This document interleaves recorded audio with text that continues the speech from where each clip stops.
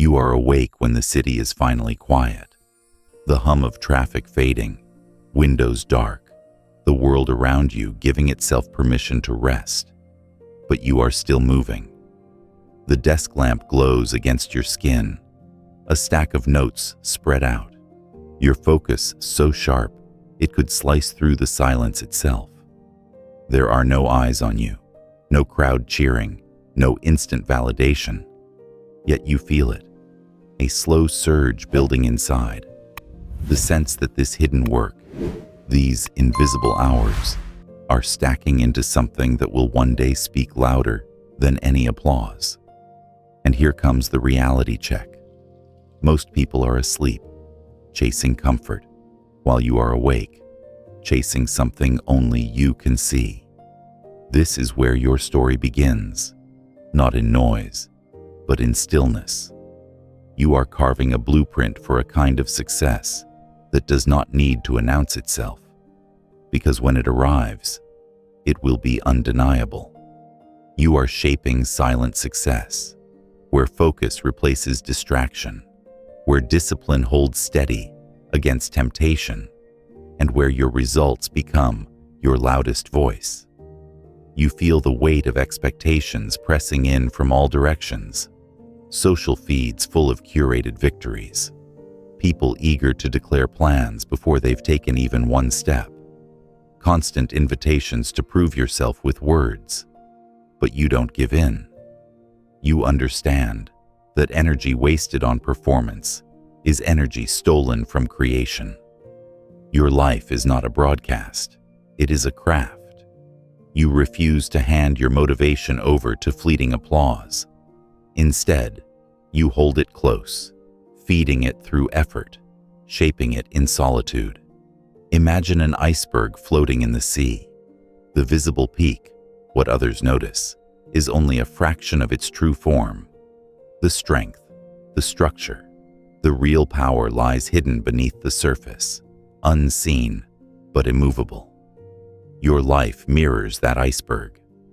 The world may only glimpse a fraction of who you are becoming, but the unseen weight of your discipline, your late nights, your sacrifices, that is where the real force resides. You build depth quietly, so that when the visible part of your success finally rises, it carries gravity no one can deny. You recognize that silence is not emptiness. Silence is a forge. In the absence of noise, you hear yourself more clearly. You learn the rhythm of your own determination. Each quiet hour refines your ability to sit with discomfort, to continue without reward, to keep going when no one is watching. This is not punishment, it is preparation. The solitude strips away the unnecessary, leaving only what matters, your commitment to the work. As you lean deeper into this way of living, you discover that the world is designed to distract. Notifications tug at your attention, headlines scream for outrage. Friends and strangers alike clamor for you to share every move. But when you resist, you unlock something rare. Your mind clears, your focus sharpens, and the noise outside cannot shake you. You stop comparing, stop competing in races that were never yours, and instead, build in your own lane. This clarity becomes your greatest weapon. Think of the sculptor, standing before a block of stone. At first, there is nothing but unformed mass. No one applauds the first strike of the chisel. No one celebrates the dust on the floor. But the sculptor does not work for applause. Each patient strike, each deliberate cut, shapes what others cannot yet see. Only after relentless effort does the masterpiece reveal itself. That is you, here and now, chiseling away in silence, building something no one else can imagine until it stands before them complete. There will be temptation to explain yourself, to prove your worth before the results arrive. Resist it. Every explanation dilutes your power. Every time you announce a goal before acting, You trick your brain into believing you've already accomplished something, draining the drive you need to make it real. Keep your plans close. Keep your vision private. Let the hunger remain intact. Silence guards your fire until it is strong enough to burn on its own. When you step away from the noise, you gain another gift: energy. Instead of scattering attention across validation and comparison, you redirect it inward. You notice small improvements. You see patterns in your discipline. You measure progress not by likes, but by hours invested, not by approval, but by growth. And that inner accounting is more accurate than any external praise could ever be. You stop asking who is ahead or behind and focus solely on surpassing yesterday's version of yourself. Your path is not glamorous in these early stages. It is repetitive, often unseen. Waking before dawn, writing when tired, training when unmotivated, reading when distracted. But this is the soil where roots grow. Imagine planting a seed. For weeks, perhaps months, nothing breaks the surface. You water it, tend it, wait patiently. Others may doubt. But beneath the soil, roots expand, foundation strengthens, unseen progress accumulates. Then, when the sprout finally breaks the ground, it carries the force of all that invisible growth. Your effort works the same way. What is unseen now becomes undeniable later. There is also freedom in silence. Without an audience, you can stumble without shame, experiment without judgment, adapt without pressure. You can fail quietly, learn, adjust, and return stronger. Public eyes demand perfection. Private practice allows progress. And progress, no matter how imperfect, always outweighs paralysis. By protecting your process in silence, you create space to grow faster than those burdened by constant scrutiny. Even as you dig deeper into the grind, remember that silence is not isolation. It is alignment. You align with your goals, your values, your discipline. You align with the version of yourself that refuses to quit. Each small action, stacked consistently, reinforces your identity. You are someone who does the work, regardless of recognition. This self-knowledge becomes armor. When distractions whisper, when doubts creep in, you no longer hesitate. You know who you are because you have proved it to yourself, silently, repeatedly. And here lies the paradox. The quieter you are about your journey, the louder your results will sound when they arrive. People may underestimate you at first. They may overlook you, dismiss you, forget you. That is fine. Better than fine. Underestimation is protection. It shields you from envy, distraction, and resistance. By the time your results surface, they are too substantial to be ignored. Respect follows naturally, not because you demanded it, but because you built something undeniable. This blueprint is not glamorous. It requires more patience than most are willing to give, more resilience than most are willing to endure. But it also carries rewards deeper than applause. By mastering the art of working in silence, you earn peace, focus, and confidence. You detach from fleeting validation and root yourself in real progress. You stop needing to be seen to believe in yourself. Your confidence comes from proof, your own proof, built in solitude. Picture yourself years from now, looking back at these hidden hours. No one else will ever fully understand the nights you stayed awake, the mornings you rose before sunrise, the battles you fought quietly with distraction and doubt. But you will know. You will remember. And you will see the unshakable structure you built on the foundation of silence. That knowledge that you stayed true, that you endured, that you created. is worth more than any applause could ever offer. So tonight, as the world sleeps, you continue. You push through weariness. You trade noise for focus, applause for progress, distraction for discipline. You are crafting something that will last, something no one can take from you. You are writing your story in silence. And one day, when it is revealed, it will echo louder than anything you could have spoken along the way. You begin to notice how much of modern life is built on display. People narrate their meals, broadcast their routines, and measure worth by the size of their audience. The pressure to join that current, to announce yourself at every step, presses down on you too.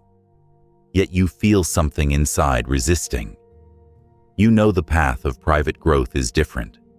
It is not about how you look to the world, but how you are when no one sees you. You choose to shift your attention inward, where the real renovation happens, quietly, steadily, and without a stage. Growth in silence is like nurturing a garden behind tall walls. No passers-by peer in to offer shallow compliments. No neighbors compare their blossoms to yours. It is just you, the soil, the water, the discipline. And in that solitude, something rare occurs. The roots dig deeper. The branches spread wider. The growth is genuine, unperformed. There is no performative pruning, no theatrical watering, only care that lands where it matters, on the living system itself. You've felt the pull of curating an image. Perhaps you crafted a post about a new project, rehearsed the wording to make it sound ambitious, even checked later to see who approved. For a moment, you felt a warm spark of pride, but then emptiness, because the post was not the work. It was only a picture of what you hoped the work would be. The truth lands with a steady weight. You can't trade perception for substance. You learn to save the applause for later and give the effort to now. Private growth teaches you to invest in what endures. It is the difference between painting a mural for a quick reaction and learning the strokes that let you paint any wall, anywhere. One is decoration, the other is skill. When you focus on yourself without needing witnesses, your progress becomes portable, resilient, and permanent. You can carry it into any room, any season, any challenge, because it lives inside your hands and habits, not on a screen. Think of an athlete preparing for a season. The world sees the opening game, the highlight reel, the triumphant celebration. But the athlete's real transformation happened long before. Sweat dripping in empty gyms, sprints under pre-dawn skies, repetition after repetition, when no camera recorded it. That is the same quiet preparation you step into when you choose private growth. The real victories are not shared. They are lived. They are the nights you lace your shoes when you could make excuses. The mornings you read when your mind wants noise. The hours you practice when boredom scratches at the door. You will meet resistance from within. The craving for recognition whispers, "Show how far you've come. Prove you're improving." But discipline interrupts with a harder question. Do you want to look like you've grown, or do you want to actually grow? You answer with action. You show up. You repeat. You refine. You accept that verification comes last, not first. And with each quiet deposit into the account of mastery, you become harder to shake, less at the mercy of moods, more aligned with the person you say you are. Your progress may not be visible, but you feel it. You sense it in how you hold yourself, in the way your focus deepens, in how temptations lose their pull.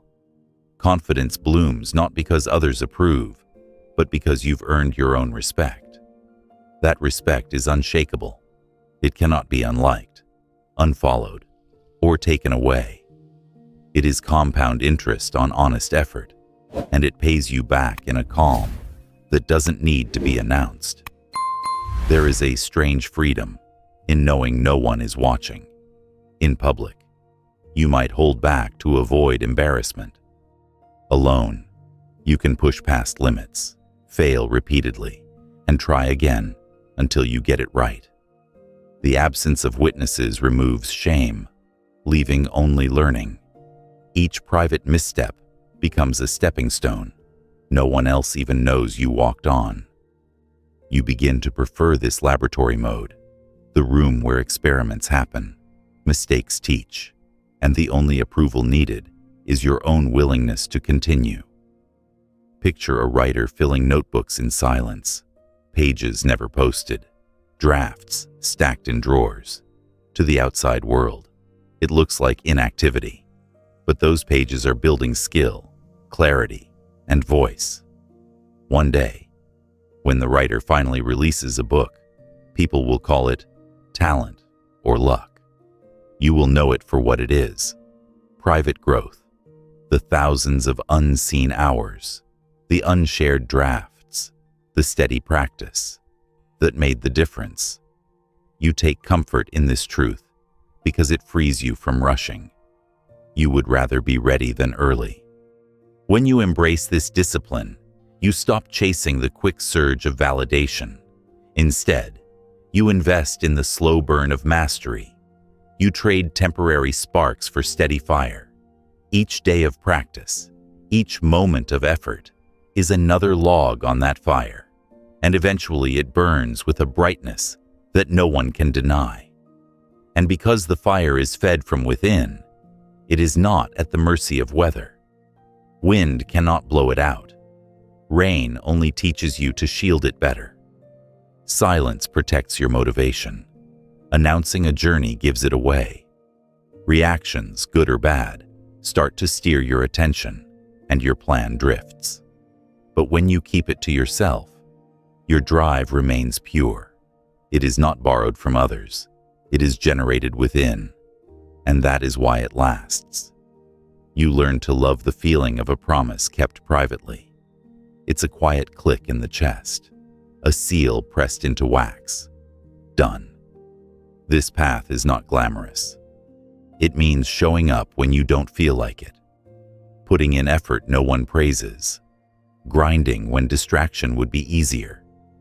But that is where you separate yourself from who you were yesterday, from the noise around you, from the endless cycle of display.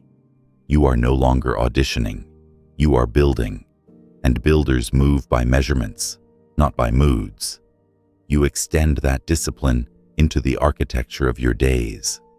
You design mornings with intention, no scrolling, no broadcasting, just breath, water, and a short list. You move from intention to action before the world can borrow your attention. You guard the first hour like a gatekeeper, because you know it shapes the next 10. This is not severity, it is stewardship. You are stewarding your focus as if it were rare currency, because it is. You begin to keep a craft ledger, not for show, but for clarity. One column for time invested, one for what you learned, one for what needs refinement. Measurement without spectacle keeps you honest. Numbers do not flatter, they reveal. And when the page tells you that you missed, you do not defend yourself. You calibrate and return. The ledger becomes a mirror that doesn't lie, and a map that keeps you from getting lost. At midday, you take a short walk without your phone, letting your attention reset. You notice how quickly your mind reaches for stimulation, and how, with a little patience, it settles. In that calm, ideas rise from below the surface like fish breaking water. You learn that the mind is not a machine to be flogged, it is a field to be tended. Rest and rhythm are not indulgence, they are fuel. The field yields when it is cared for, not when it is shouted at. You practice a vow of quiet around nascent ideas. When a spark appears, you do not parade it. You protect it. You sketch, test, and tinker in your workshop of one. Only after it survives drafts, detours, and dead ends do you let it meet the light. This protection is not secrecy. It is incubation. Fragile things grow strong in the right greenhouse, and the right greenhouse is patience warmed by effort. There are days when you feel invisible. Your effort is high, your outcomes modest. On those days, you remember that private growth accrues like compound interest. The curve looks flat until, suddenly, it doesn't. You keep paying into the account. Hours, repetitions, decisions, and trust the mathematics of persistence. The graph bends for those who stay long enough to see it bend. You also refine how you speak to yourself. Instead of, "I need approval," you say, "I need accuracy." Instead of, "I hope they notice," you say, "I will notice." Self-respect becomes the standard. You catch your mind when it tries to outsource worth, and you bring it back gently, like guiding a child across a busy street. Each correction is a quiet victory and a rehearsal of who you are becoming. Private growth thrives on boundaries that are alive, not brittle. You create a boundary against performative sharing, but you stay open to mentorship. You create a boundary against distraction, but you keep space for play. You create a boundary against perfectionism, but you insist on care. In this balance, you remain human, disciplined yet flexible, devoted yet light. Rigidity breaks, living boundaries bend and return. Evenings become your audit. You ask, "What did I build? What did I learn? Where did I drift?" You do not scold, you study. You find the smallest true improvement and name it. Then you set one intention for tomorrow. Not 10, not 20, just one that matters. You reduce your ambition to a hinge that can swing a heavy door. Consistency loves hinges. They move big things with small motion. Slowly, your environment starts to mirror your inner priorities. The desk clears. The tools you actually use remain within reach. The rest goes. You choose fewer inputs and deeper dives. You swap background noise for background silence. You align your surroundings with what you claim to want, and the friction drops. Momentum rises. You realize that a clean table is not an aesthetic. It is a promise to return. There will be invitations back to the stage of appearances. You will be tempted to exchange hours of practice for minutes of attention. When that happens, you step outside, breathe, and remember. The stage is rented, the workshop is owned. You return to what you own. Ownership is freedom. Freedom to go slow, to make mistakes, to learn without an audience, to keep your dignity close. Then a day arrives when you test your growth in public. A launch, a performance, a delivery. It feels different this time. You are not brittle, because your identity is not stapled to the outcome. You are not desperate, because you already banked dignity in private. You execute, you learn, and you move on. The applause, if it comes, is pleasant, not necessary. The critique, if it comes, is information, not injury. You close your notebook with gratitude and return to the room that made you ready. This is the quiet revolution. You switch from optimizing for impression to optimizing for inheritance. What you build privately becomes something you carry forward. Skill, stamina, self-trust. These do not evaporate when the audience leaves. They remain, they compound, and they become the scaffolding for everything you will create next. Private growth is not a phase, it is a foundation. So you end the day the way you began it, without fanfare, A glass of water, a stretch, a sentence captured in your ledger, a lamp switched off. The city hum returns and then fades. You feel the calm pride of a person who chose substance over display, practice over performance, depth over decoration. Tomorrow you will begin again, not because anyone expects it, but because you do. And that is the quiet proof that the path is working. You are growing where it counts. You begin to understand that success is not built in leaps, but in layers.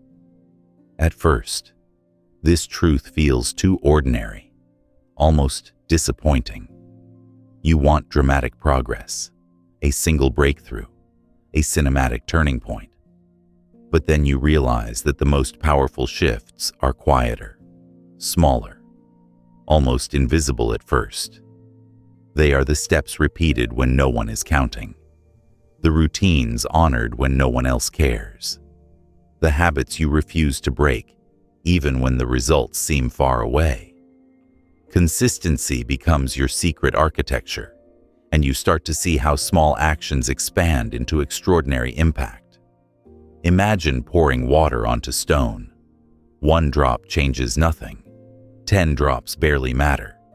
But over years, the stone erodes, reshaped by patience. The stone is your obstacle. The water is your discipline. What you do each day may feel minor, yet it carries the power to carve canyons if you stay with it long enough. This is the paradox of consistency. You underestimate it in the short term, yet it overwhelms in the long term. You've seen people begin with passion, but collapse when the spark fades. They start diets, projects, businesses, relationships with fire, and then vanish when the first gust of boredom or discouragement blows. They confuse enthusiasm with endurance. But you know now, success does not belong to those who start fast. It belongs to those who stay steady. You don't need fireworks. You need fuel. You don't need a sprint. You need stamina. Each morning, you make small promises to yourself.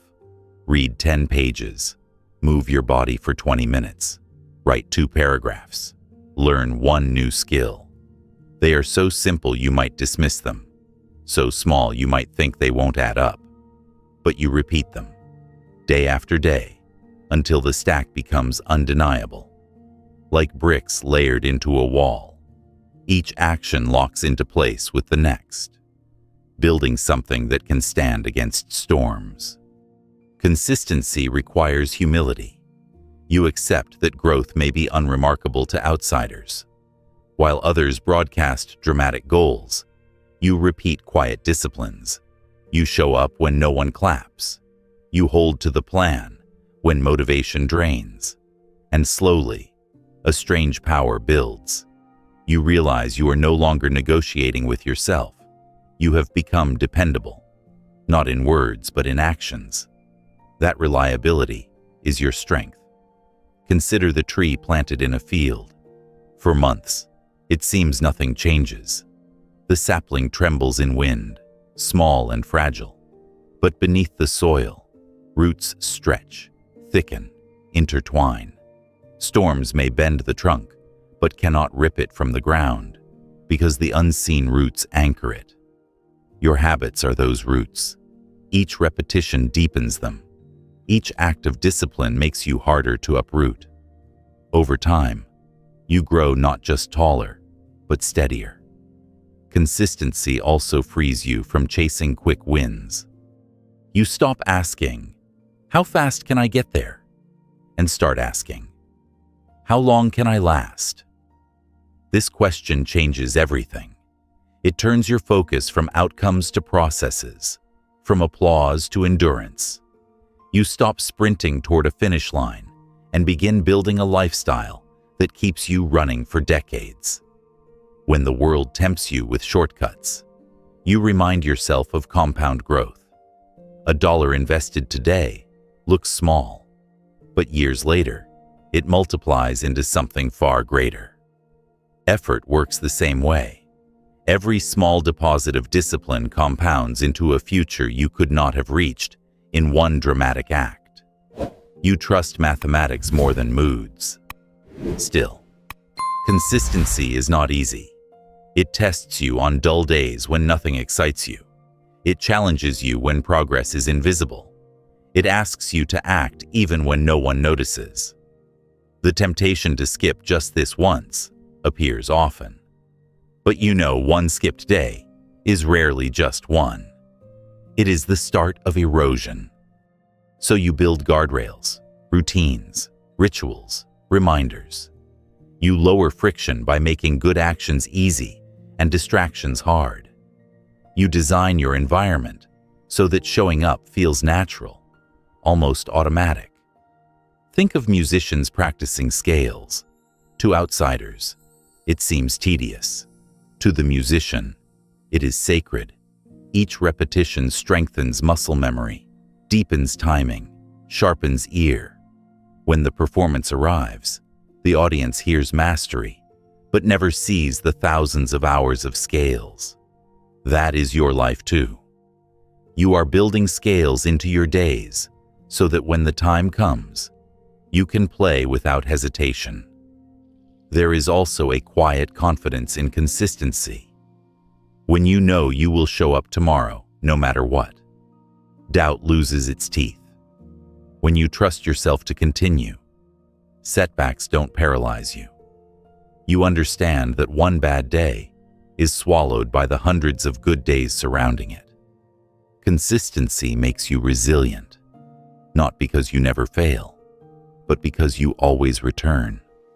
To strengthen this muscle, you keep promises small but sacred.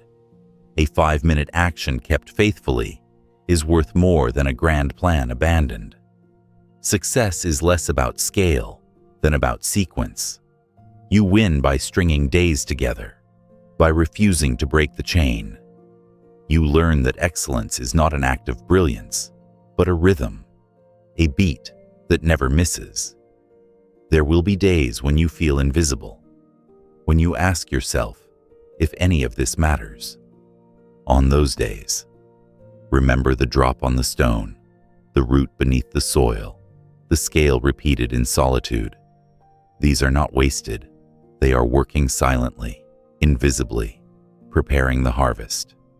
Patience becomes your ally, and trust becomes your compass. You look at your calendar, at the line of completed days, and you feel a deep satisfaction, not from outside praise, but from the rhythm of your own discipline. You realize that you are not waiting for momentum, you are creating it. Momentum is not a force that visits, it is a force you build brick by brick.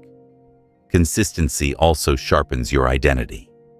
Every repeated action is a vote for who you are becoming. Each workout says, I am someone who cares for strength. Each page read says, I am someone who learns. Each disciplined decision whispers, I am reliable. Over time, those whispers gather into a voice, and that voice becomes your self-belief, and so you keep going. The days blur, but the progress compounds. You learn to love the ordinary, because you see how extraordinary it becomes. You understand now. Greatness is not a single performance. Greatness is consistency, quiet, patient, unshakable consistency. And with each step, each drop, each repetition, you prove to yourself that you are not chasing quick victories. You are building something permanent. Validation is one of the strongest currents in modern life. From childhood, you were trained to look outward.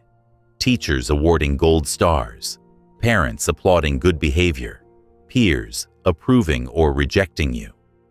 As you grew older, the stage widened.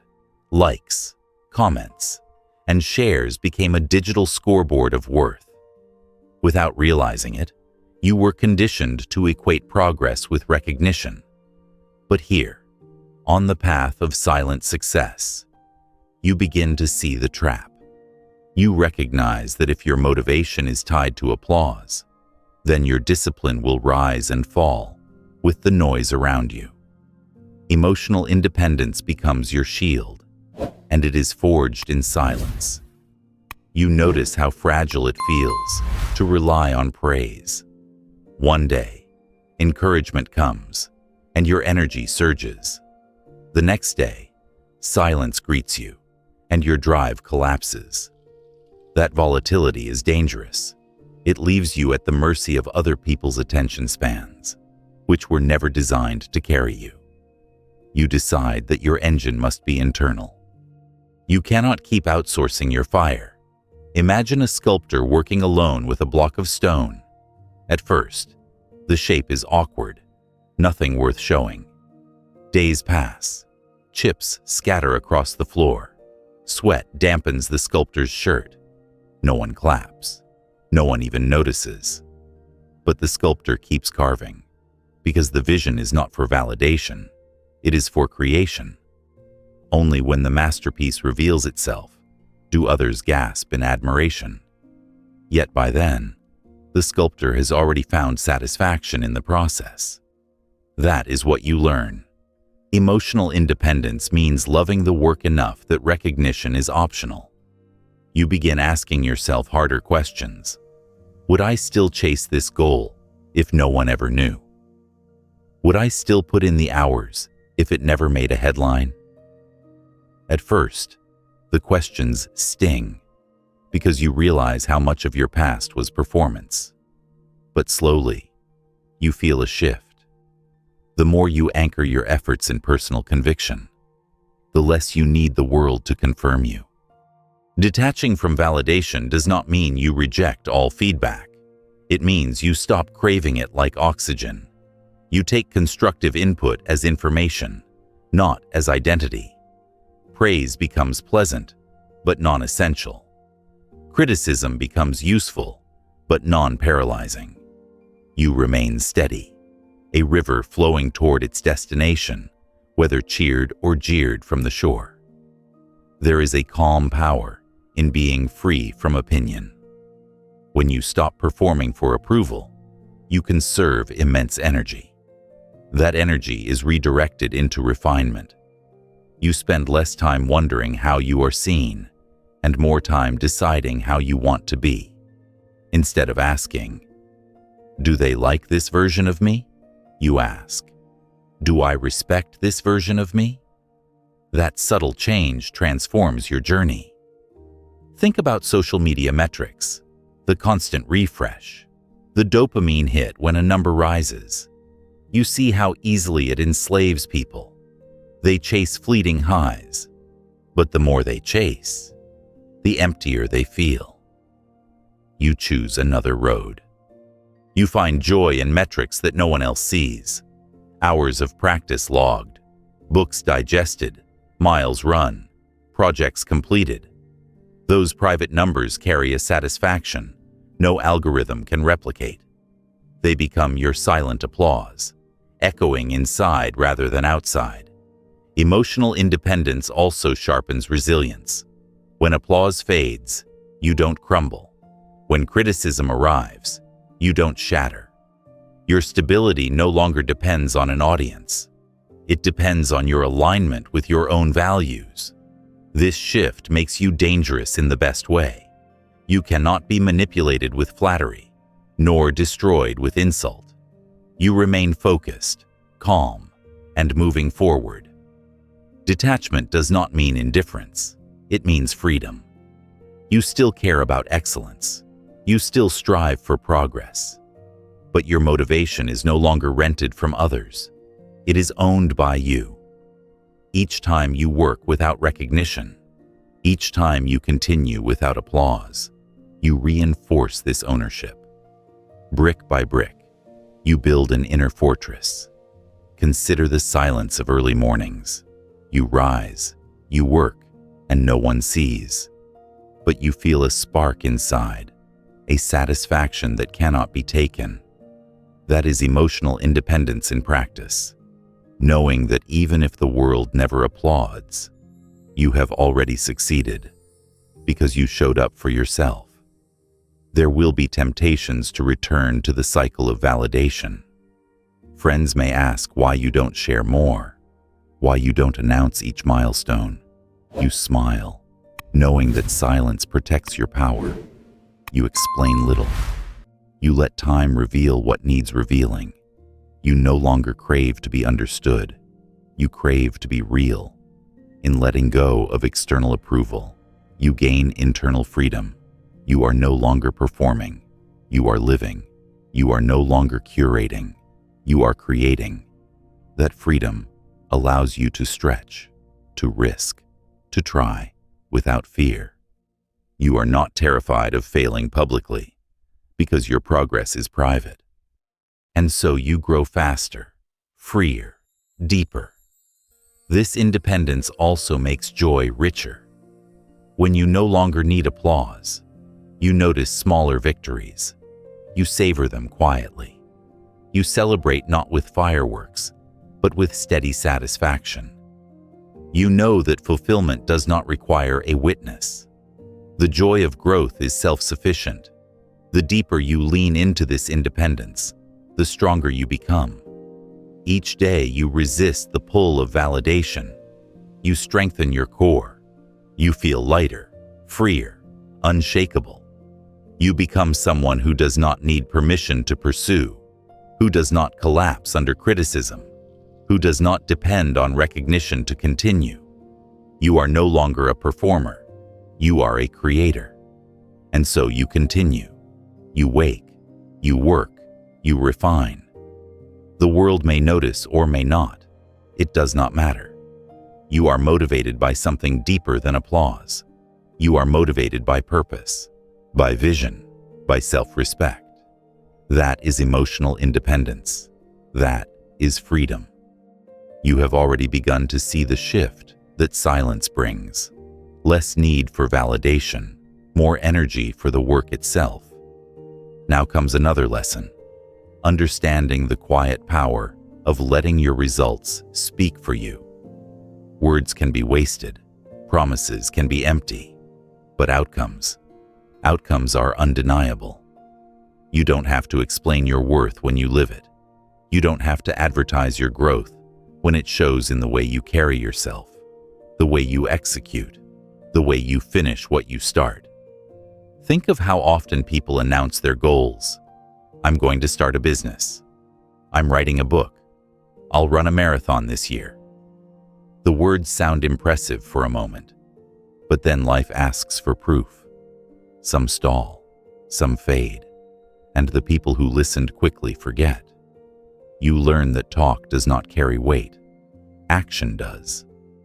Each time you speak too early, you release energy that should have fueled the work. Each time you broadcast a plan, you invite distraction, expectation, interference. Silence is sharper. It protects the drive until the work is ready to show itself. Imagine a farmer planting seeds. He does not run to the village square every morning to declare, "I planted something new today." He knows that the ground does not reward speeches. It rewards water, patience, and labor. When harvest comes, no explanation is needed. The proof lies in the field, green and undeniable. You begin to see your own goals the same way. Each hour of effort is a seed planted in silence. Each day of focus is water on the soil. And eventually, without announcements, the harvest arrives. There is also a strange advantage in being underestimated. When you share little, people assume little. They cannot predict your next step, cannot sabotage what they do not see, cannot compete with what they cannot measure. While others are busy explaining, you are busy executing. By the time results surface, they appear sudden, though you know they were built in long, quiet increments. You realize that results create a kind of authority words cannot. A person who explains what they are about to do may sound convincing, but a person who shows what they have already done commands respect effortlessly. Respect drawn from action is deeper. Because it is not negotiated. It is earned. You don't argue for recognition. You embody it. Think of the great builders, innovators, artists. They didn't spend their days justifying their dreams. They built. They painted. They composed. And the world noticed when their work left no choice but to notice. You begin to embrace the same rhythm. No need to say, I am improving. You prove it when you lift more than last week, when you write cleaner sentences, when you solve problems that once defeated you. The work speaks a language louder than any claim. There will be moments when you want to share prematurely, to feel the rush of attention before the job is done. Resist. Each time you hold back, you bank power. You let tension build until the release comes in the form of results that no one can question. Silence is not secrecy. It is strategy. You are not hiding. You are building. You also learn that silence protects peace. When you share every goal, you invite commentary, some supportive, some skeptical, some discouraging. The noise adds weight you don't need. By keeping your process quiet, you keep your focus clean. You remove the pressure of other people's timelines, other people's doubts. You operate on your own schedule, guided by your own compass.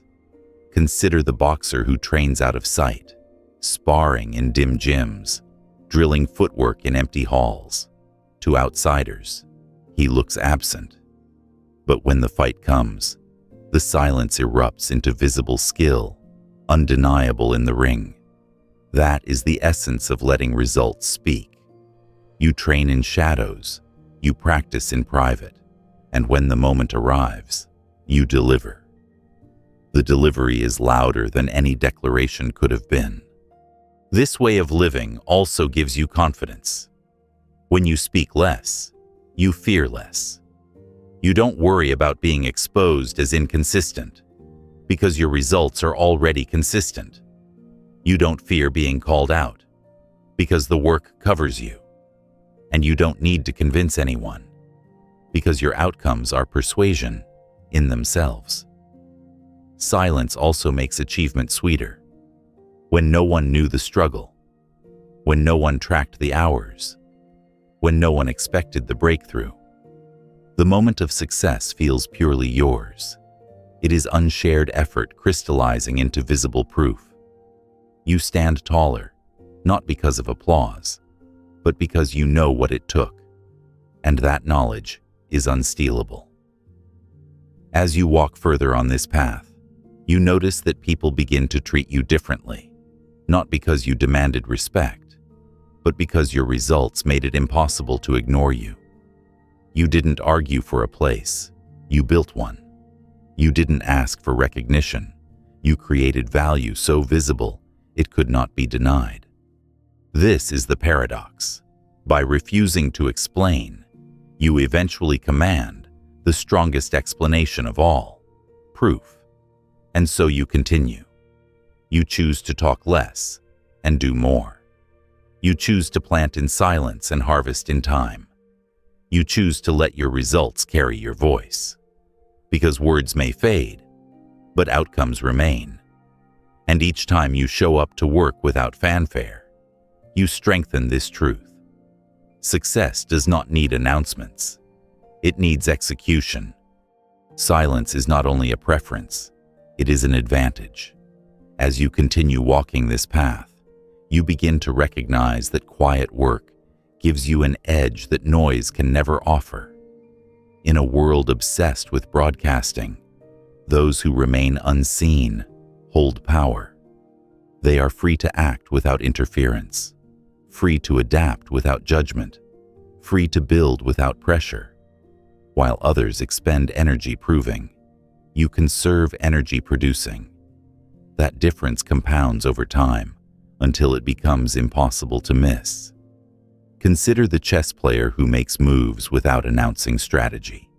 Observers speculate, critics predict, yet the player remains calm, advancing piece by piece. Only when the board is nearly decided do the onlookers realize the brilliance that was unfolding silently all along. You become that player in your own life, working, refining, advancing while others are busy explaining. The element of surprise becomes your ally. Noise invites expectation. The moment you declare your intentions, people form opinions, some encouraging, some skeptical, some secretly hoping you stumble. Their words, even when well-meaning, create mental clutter. You find yourself carrying weight that isn't yours. Their doubts, their pressure, their timelines. But when you keep quiet, you walk lighter. You move on your own schedule, guided by your own compass, answering only to yourself. There is also a psychological strength in restraint. Each time you resist the urge to share prematurely, you sharpen discipline. You learn to withhold not just from others, but from the part of yourself that craves instant recognition. That self-control spills into other areas. You become steadier in challenges, calmer in storms, less reactive to distractions. Silence is not merely the absence of words, it is the presence of mastery. Imagine planting seeds in a hidden garden.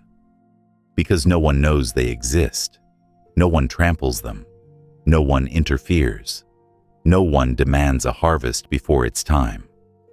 The garden grows at its own pace, roots deepening unseen. When it finally blooms, the surprise carries impact that words could never have delivered. This is the hidden advantage you begin to appreciate. Your work develops safely, shielded from the storms of external noise. Silence also keeps your motivation pure. Once you share a goal publicly, your brain often rewards you prematurely, releasing a sense of accomplishment before any real progress. It's a dangerous illusion. The satisfaction of talking replaces the satisfaction of doing. But when you stay quiet, you keep the hunger intact. You deny yourself the counterfeit reward of applause and channel all energy into execution. Hunger becomes fuel, not something traded away for a fleeting cheer. You notice, too, how unpredictability strengthens you. When people don't know your plans, they can't anticipate your next move. They can't criticize what they can't see, can't sabotage what they don't know, can't compete with what they don't expect. You become less readable, more mysterious, harder to pin down. That unpredictability protects you as you refine skills and strategies in peace. There will be times when silence feels lonely. You will wonder if keeping things private makes you invisible. But you remind yourself, visibility is not the same as progress. A candle in the dark is visible, but fragile. A furnace hidden in a forge is invisible yet unstoppable. You choose the furnace. You choose depth over display. This hidden advantage is not about secrecy for its own sake. It is about creating the best conditions for growth. Just as athletes train away from the spotlight, just as inventors tinker in workshops before unveiling breakthroughs, you use silence as a shield to focus on the essentials. You don't need an audience for your practice. You need space, time, and consistency. Even mistakes feel safer in silence. When you fail privately, you learn without shame. You adjust quietly and try again, without carrying the burden of public opinion. This speeds up growth. Public failures can paralyze, but private failures propel. You give yourself permission to experiment because no one is watching. That freedom is a priceless advantage. You also see how silence separates the serious from the superficial. Those who crave constant attention often burn out quickly. Their energy drains into appearances. But those who build quietly conserve strength for the long haul. You are playing the long game, And silence is your secret strategy. It allows you to endure, adapt, and evolve at a pace that noise cannot sustain. Think about innovators in history whose breakthroughs seemed sudden to the world, but were years in the making. Their overnight success was built on countless silent nights, patient experiments, private refinements. That same rhythm applies to you. You are stacking quiet days, and one day they will combine into a result that looks miraculous, though you will know it was inevitable. This is the edge you now hold. While others perform, you prepare. While others announce, you act. While others seek attention, you seek alignment. Your silence is not weakness, it is weaponry. It keeps you focused, unpredictable, and free. And when the time comes, your results will arrive with the force of surprise, carrying more impact than any declaration ever could. So you stay the course. You practice restraint. You protect your process. You let your silence become strength. Your unpredictability become armor. Your patience become power. The world may not hear you building, but one day it will see what you built.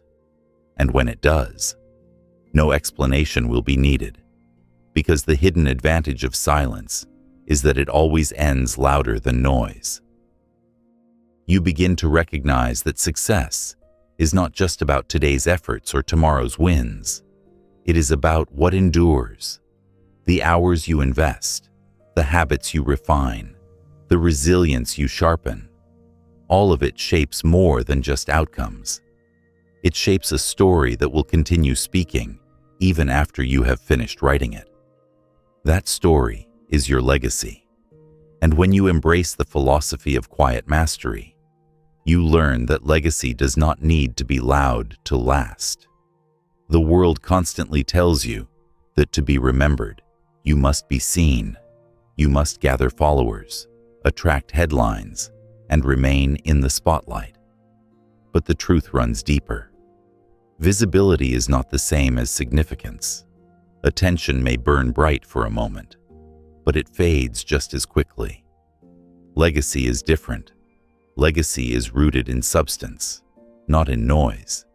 It is measured by what you create, how you live, and what remains because of you, not by how much applause you collected along the way. Think of a musician who spends years in solitude, practicing scales, refining tone, composing quietly. For a long time, no audience gathers, no recognition comes, yet the work continues. Then one day, a piece of music flows from those years of invisible preparation, a composition so powerful it moves generations. People call it genius, but you understand it as legacy, the natural fruit of quiet mastery. This way of living offers a kind of freedom. When you stop performing for attention, you are no longer bound to what people expect of you. You can experiment, stumble, start over, improve, all without the burden of an audience. That freedom allows you to refine yourself without fear, to try bold things without needing immediate approval. Over time, the person you become, the work you create, and the values you embody form a living testimony. Legacy begins in small daily acts, the way you handle pressure with calm instead of panic, the way you treat others with patience instead of irritation, the way you honor your commitments even when no one would know if you broke them. These are the brushstrokes painting your character, and character is the canvas on which legacy is written. You realize that even if no one notices now, these actions accumulate. They shape how you are remembered, not in words but in impressions that endure. Consider a teacher who quietly dedicates decades to students. She does not trend online. She does not chase fame. Yet years later, her influence echoes in the lives of the doctors, artists, leaders, and parents she helped shape. That is the quiet power of legacy. It is not about being widely known. It is about being deeply felt. You start to see how chasing attention can actually weaken legacy. When your energy is spent on maintaining an image, there is little left to build substance. Noise may attract crowds, but it rarely leaves roots. You no longer want to be a spark in the night. You want to be a fire that warms long after you are gone. Legacy also grows stronger through humility. The loud insist on being noticed. The quiet focus on being useful. The loud demand applause. The quiet deliver value. The loud seek credit. The quiet trust that results will reveal the truth in time. Humility protects you from distraction and anchors you in what matters. It keeps your attention fixed, not on how people see you, but on how deeply your work can serve. You begin to measure success differently. Instead of asking, "How many people noticed me today?" you ask, "What lasting thing did I build today?" It may be a new skill, a completed project, a moment of kindness that shapes someone else's path. These are seeds of legacy. Some will sprout quickly, others may take years, but all are planted in the soil of consistent effort. Think of inventors who changed the world not because they wanted applause, but because they were obsessed with solving problems. Their names are remembered, not because they shouted the loudest, but because what they created outlived them. That is the model you follow. You are less concerned with being seen now, and more concerned with building something that will remain. There will be times when you question whether it's worth it. Quiet work can feel invisible, and invisibility can feel discouraging. But you remind yourself, visibility fades, impact lasts. People forget the noise of a season, but they carry forward the influence of someone who lived with excellence. The quiet achiever may be overlooked in the moment, but in the long run, their work carves a deeper mark. You also notice how liberating it is to detach from proving yourself. When you stop needing recognition, you stop wasting time defending, explaining, or persuading. That time is redirected into creating, refining, growing, and over time, the results speak with clarity. People may not remember your explanations, but they will remember what you built, what you modeled, and how you made them feel. This is where the power of story comes in. Your story is not told by speeches, it is told by your actions. Years from now, people will describe you not by what you claimed, but by what you consistently did. They will say, "This person was disciplined. This person never gave up. This person treated others with respect." And those statements will not be marketing. They will be memory. That is legacy in its truest form. Quiet mastery also ensures resilience in your legacy, because you did not rely on noise. Your impact is not tied to trends, because you did not depend on attention. Your worth is not tied to approval. The legacy of quiet mastery is durable precisely because it was forged in solitude, away from the fragility of public opinion. You recognize, too, that legacy is not only about what you achieve, it is also about what you give. When you build quietly, you are in a position to help others without needing credit. You can mentor, encourage, create opportunities, or simply lead by example. These contributions ripple outward. They multiply your impact far beyond what you could have achieved alone. The truest legacy is not self-centered. It is expansive. Picture a mountain. From afar, it looks still, almost silent. But its presence defines the landscape. Rivers flow because of it. Valleys shape themselves around it. Weather shifts because of it. The mountain does not need to announce itself. It simply stands, and its impact is undeniable. That is the essence of quiet mastery. You are not chasing to be noticed. You are becoming the kind of presence that changes the environment without needing to make noise. And so, you keep working. Each day you add another layer of discipline, another act of focus, another expression of integrity. You may not feel the legacy forming, but it is. Every hour, every choice, every quiet action builds weight. Over time, that weight becomes undeniable, pressing into the world long after you are gone. This is the promise of silent success. Not that you will be noticed immediately, but that you will be remembered meaningfully. Not that you will win the loudest applause, but that you will leave the deepest mark. Legacy is not built in a moment. It is built across years of consistent, unseen effort. And when the time comes, your life itself will be the proof. You reach a point where discipline and silence are not enough on their own. To continue, you need something deeper, something unshakable. This is where mindset becomes your foundation. Without it, habits crumble under stress, focus collapses under pressure, and progress halts when results take too long.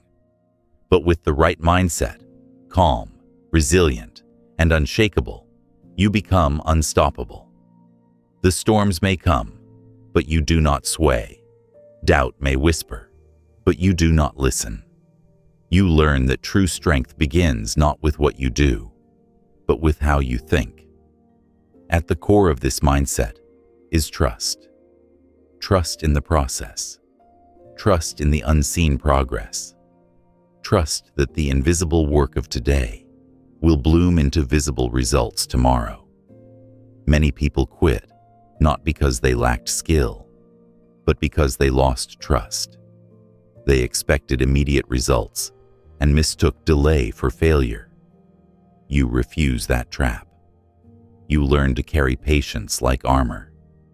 Each day you remind yourself, growth is happening even if I can't yet measure it.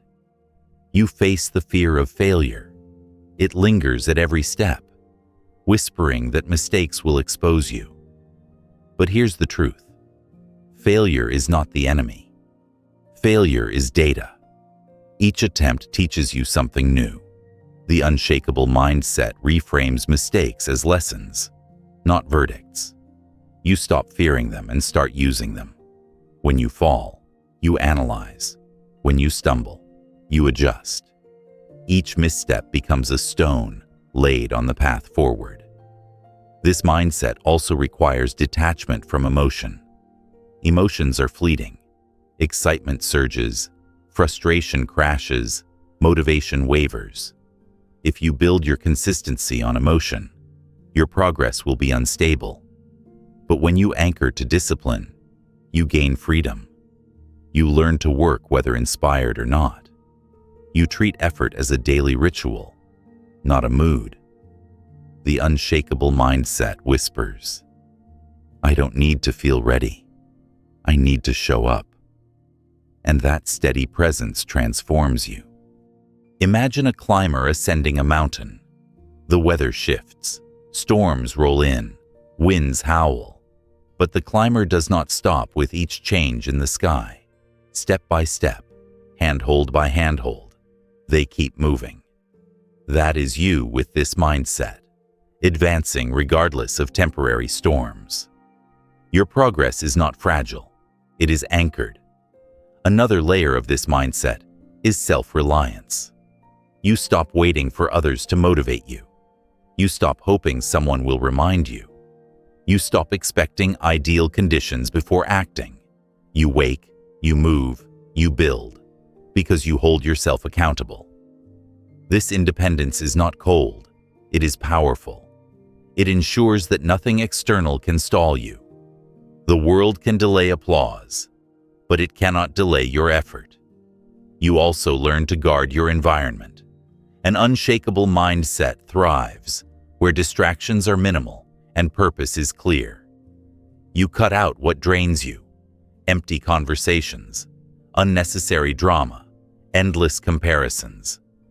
Instead, you surround yourself with quiet, with tools that support your craft, with routines that sharpen your focus. The right environment does not remove difficulty, but it reduces friction. Each removed distraction is energy reclaimed. One of the hardest challenges is doubt. Some days you wonder if it is worth it, if the effort matters, if the silence will ever pay off. The unshakable mindset answers, yes, because every effort compounds, even if unseen. Yes, because identity is forged in perseverance, not in easy wins. Yes, because the alternative, quitting, guarantees regret. You learn to let doubt exist without obeying it. Doubt may sit in the room, but it never sits in your chair. This mindset also embraces solitude.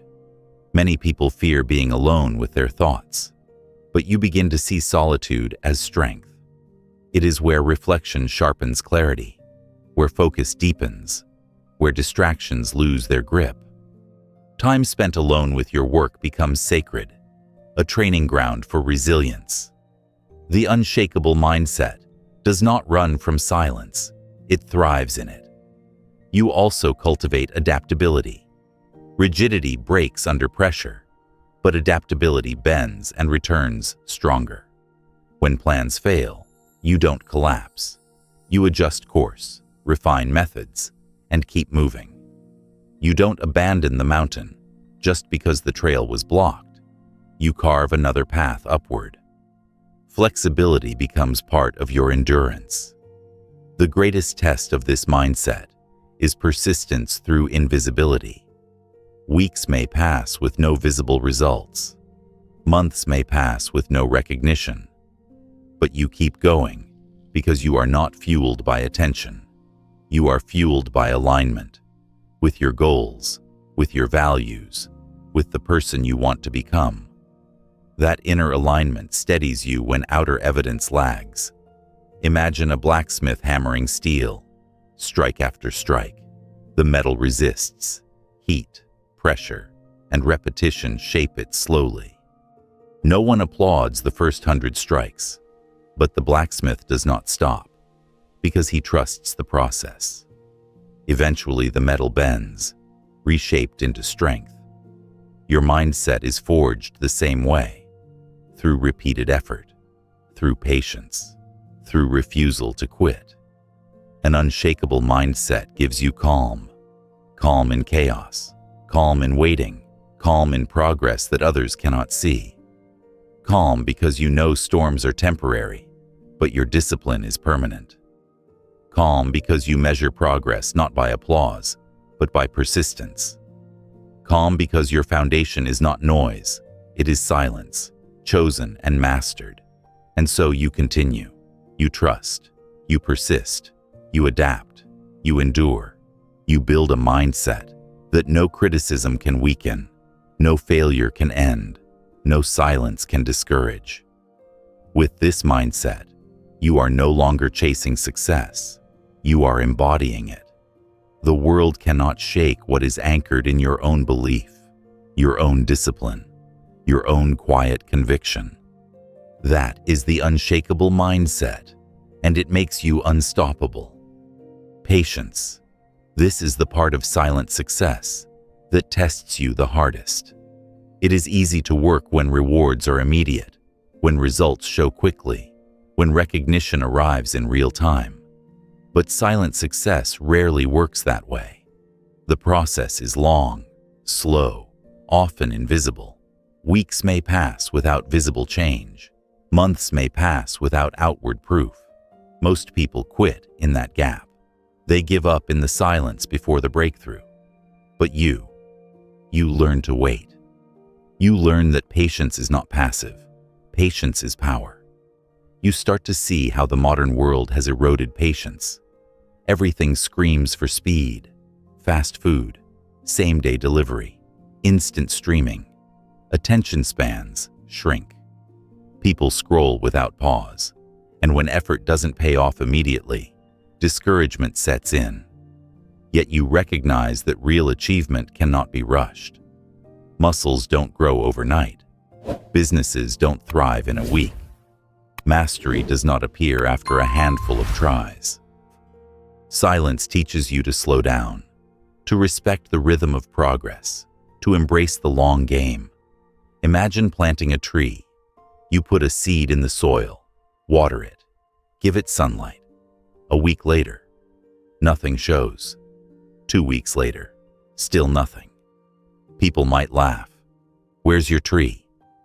But underground, the roots are spreading, weaving a foundation that will one day hold the trunk. You keep tending, and months later the first green shoot breaks through. In time, it becomes a tree so strong it withstands storms. That is patience at work, believing in roots you cannot see. Patience transforms how you see setbacks. Instead of seeing them as failures, you begin to see them as part of the process. Every delay, every difficulty, every unexpected turn becomes a test of endurance.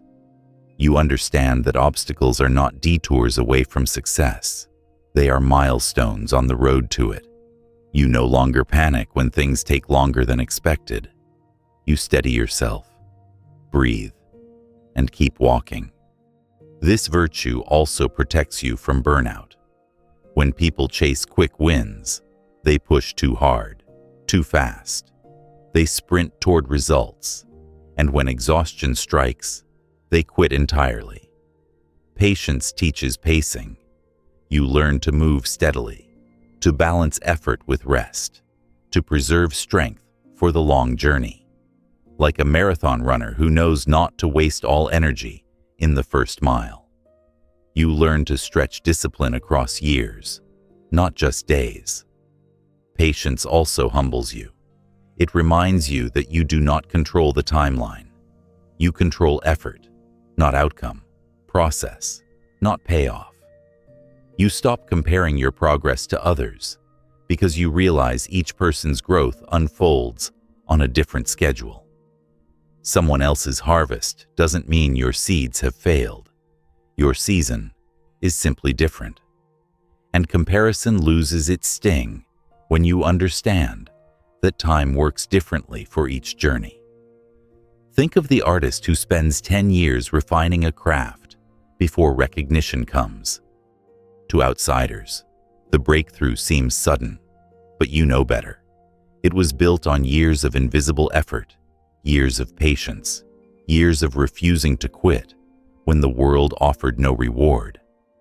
That overnight success was really a decade in the making. Patience was the bridge.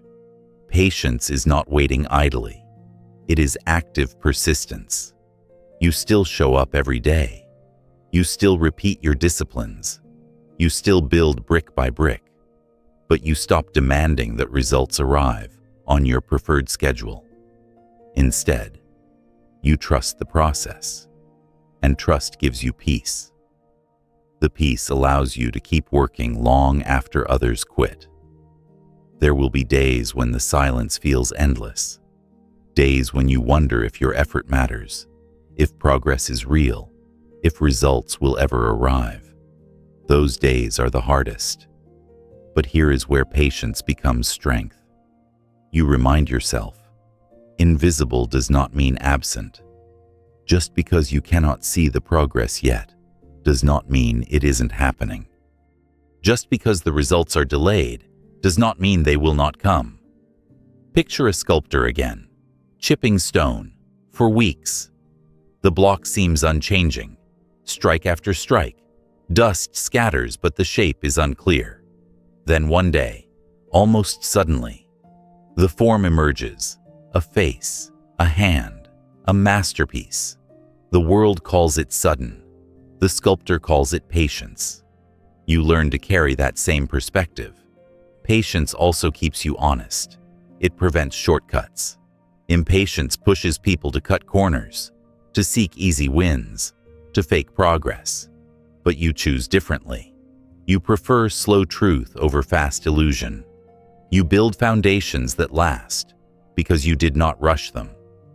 The house you are building is not a temporary shelter. It is a structure meant to stand. This shift changes how you experience time itself. Instead of feeling trapped by how long things take, you begin to value the process.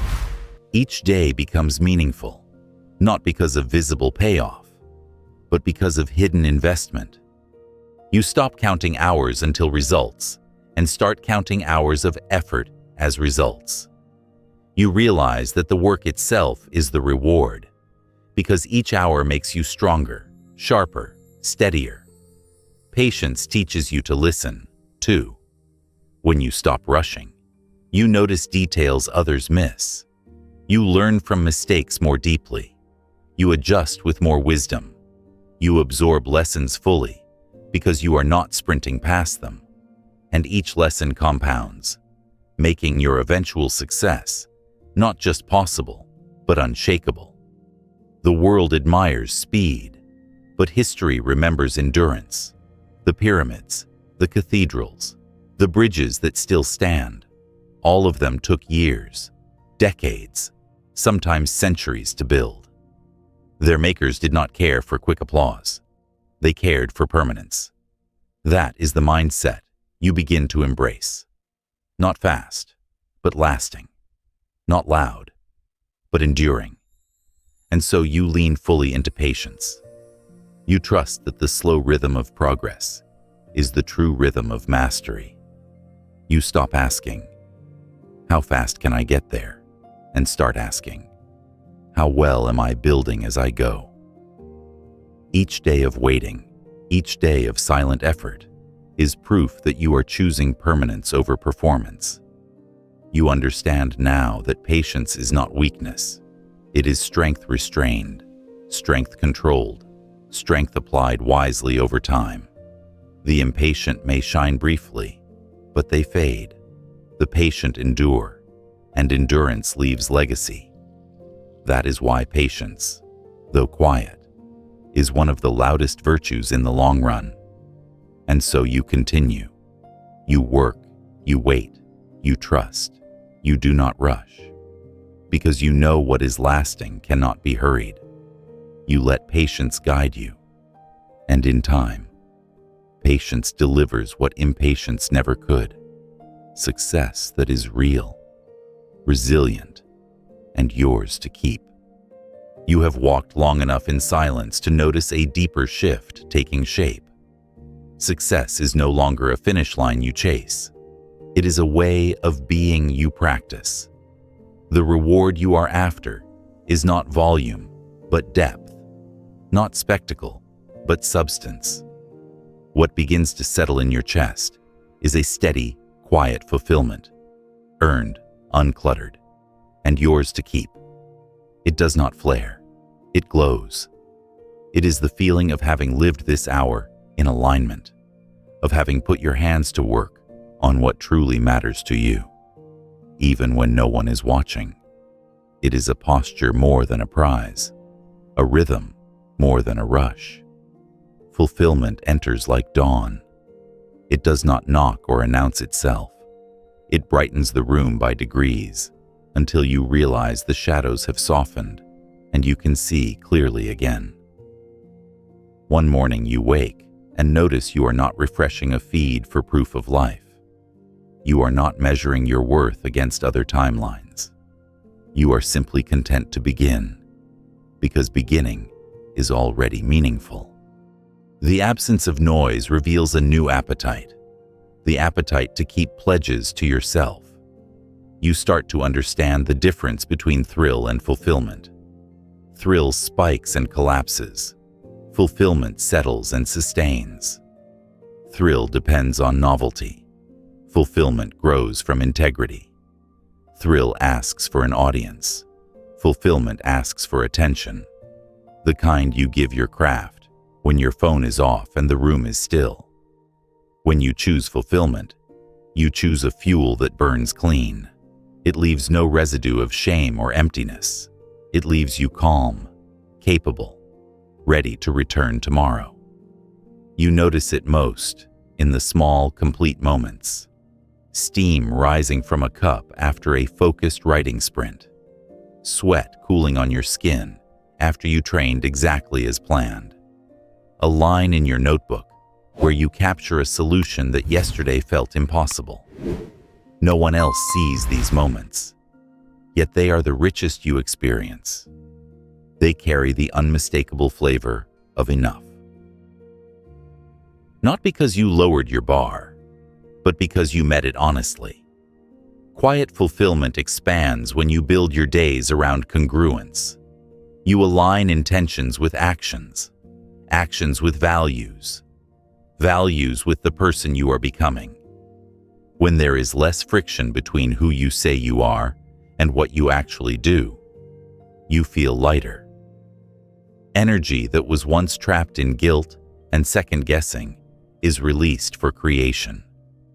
You do not need to talk yourself into work.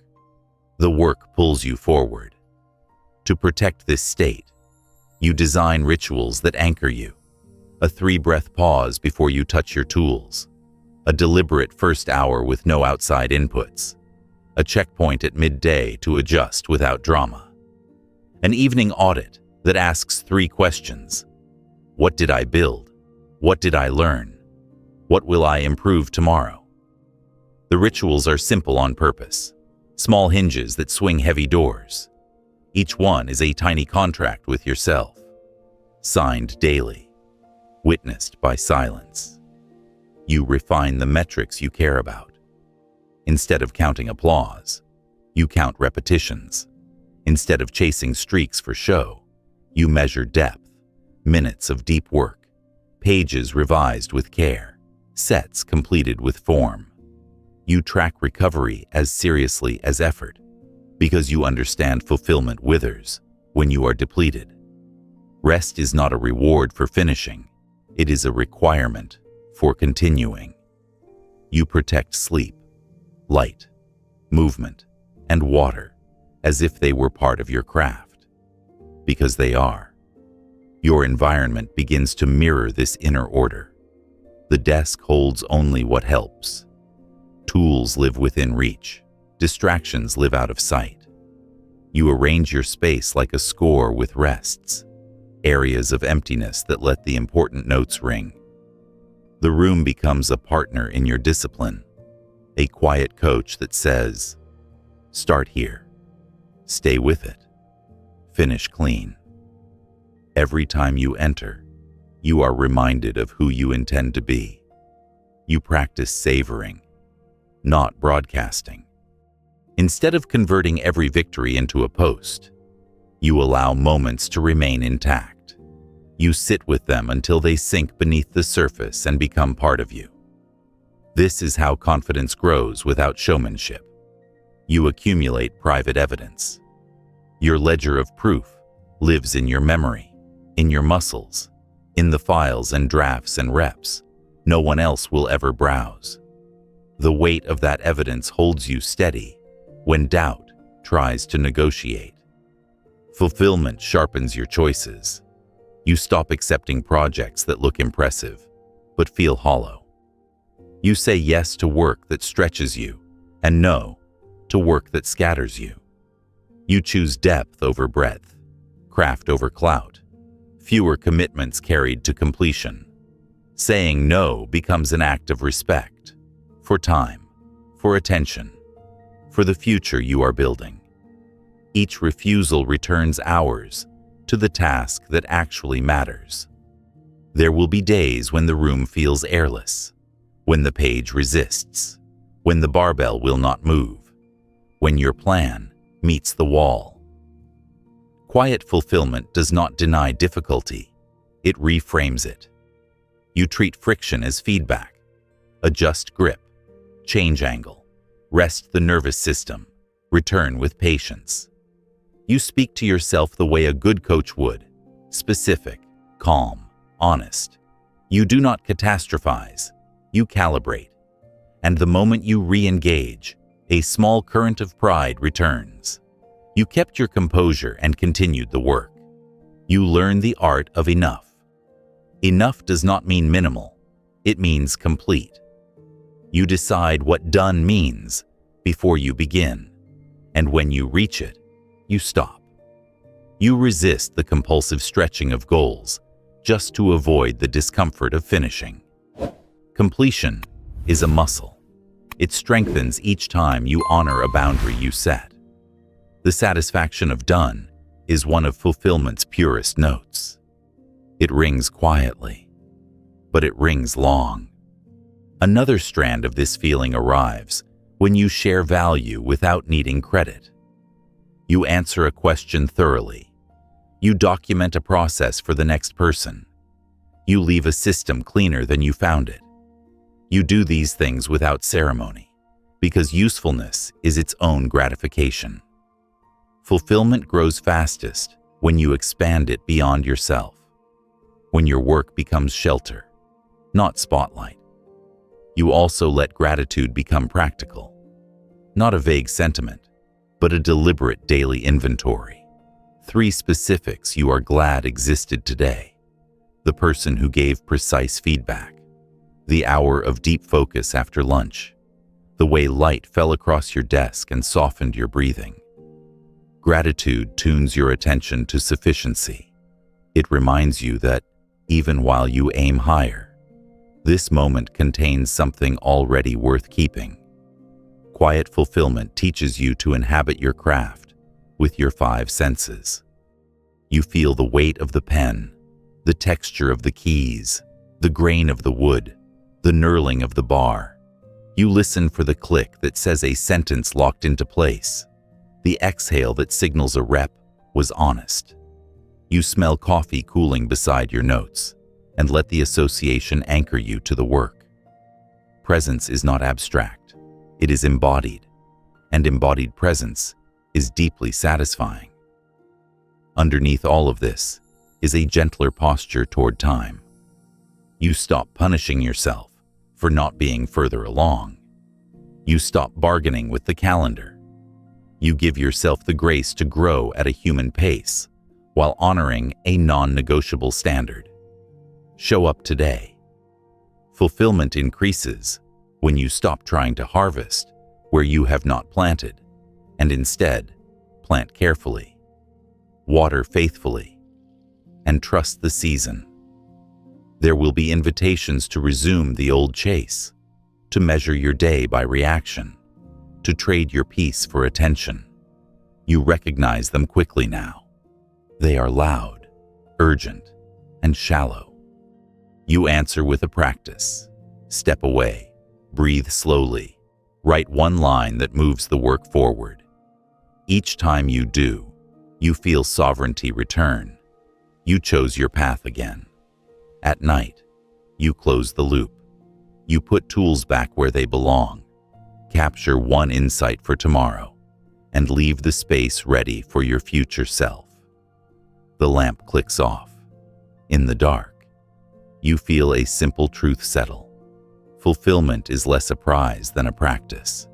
It is something you do, not something they give.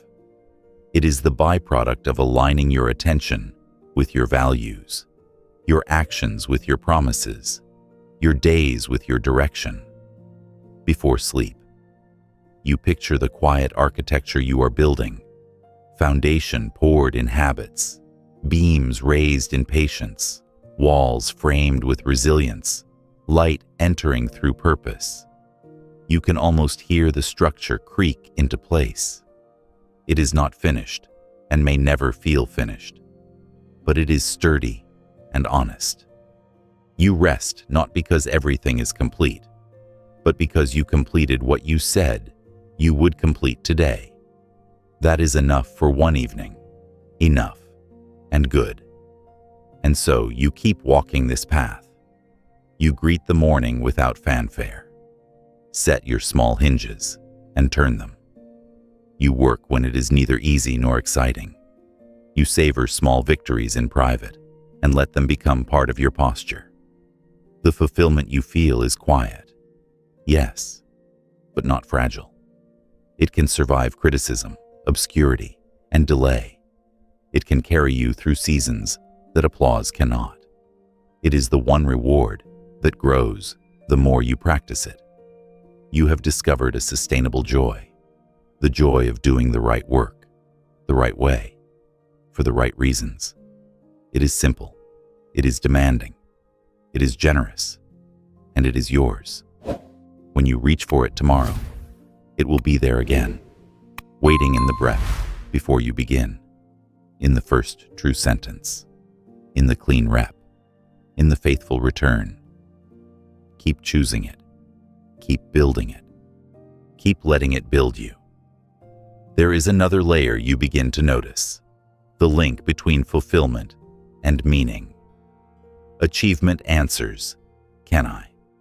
Meaning answers, why should I? When your effort serves a purpose beyond ego, the work gains gravity. You feel it when you mentor without keeping score. When you refine a tool so future you suffers less. When you contribute to a craft you did not invent. This sense of lineage steadies you. You are not merely producing, you are participating. You also create small ceremonies to honor progress without spectacle. A 5-minute walk after shipping a draft. A note to your future self about what went right and why. A quick reset of the workspace, so tomorrow begins with welcome rather than friction. These micro-celebrations are quiet and precise. They tell your nervous system, this is how we close loops here. Finally, you learn to sit with unresolvedness, the chapter half-drafted, the question not yet answered. Instead of fleeing the tension, you breathe into it. You let ideas compost overnight. You trust that clarity arrives for those who make room. It is uncomfortable at first, then liberating. And when morning comes, you return to the table, grateful that fulfillment lives not only in finishing, but in faithfully continuing. Self-reliance is the hinge that all of your silent success swings on. Without it, you are always waiting for permission, for encouragement, for the perfect conditions, for someone else to push you forward. With it, you become unstoppable.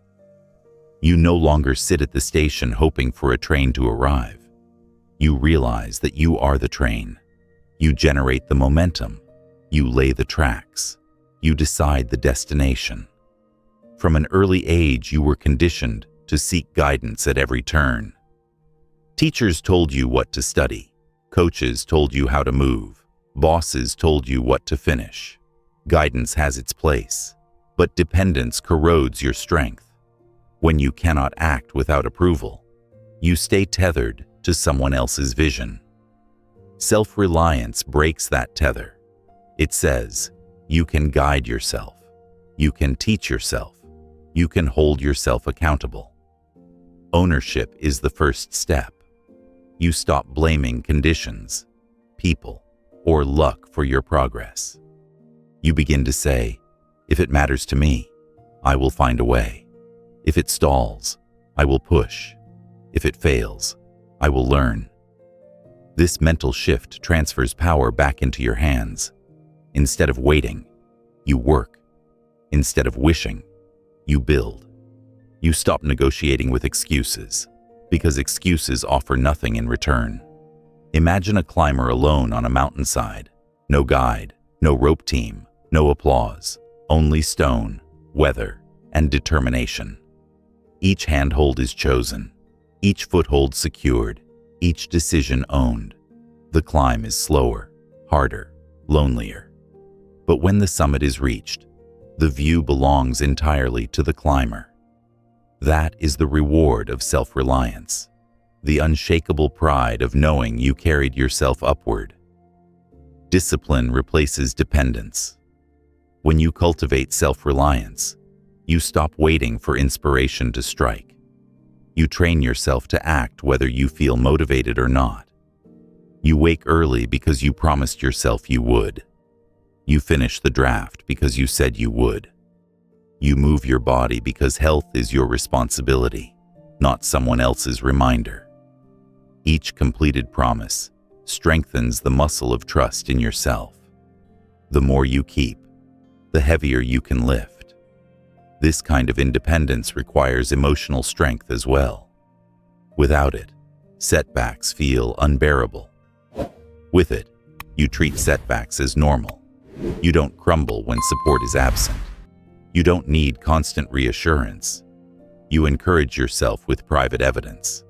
The reps you logged, the progress you tracked, the obstacles you survived. These memories form an inner library of resilience. Every time you return to those shelves, you remind yourself, I can handle hard things because I already have. Self-reliance also means trusting your judgment. Many people hesitate endlessly, needing confirmation from others before making a move.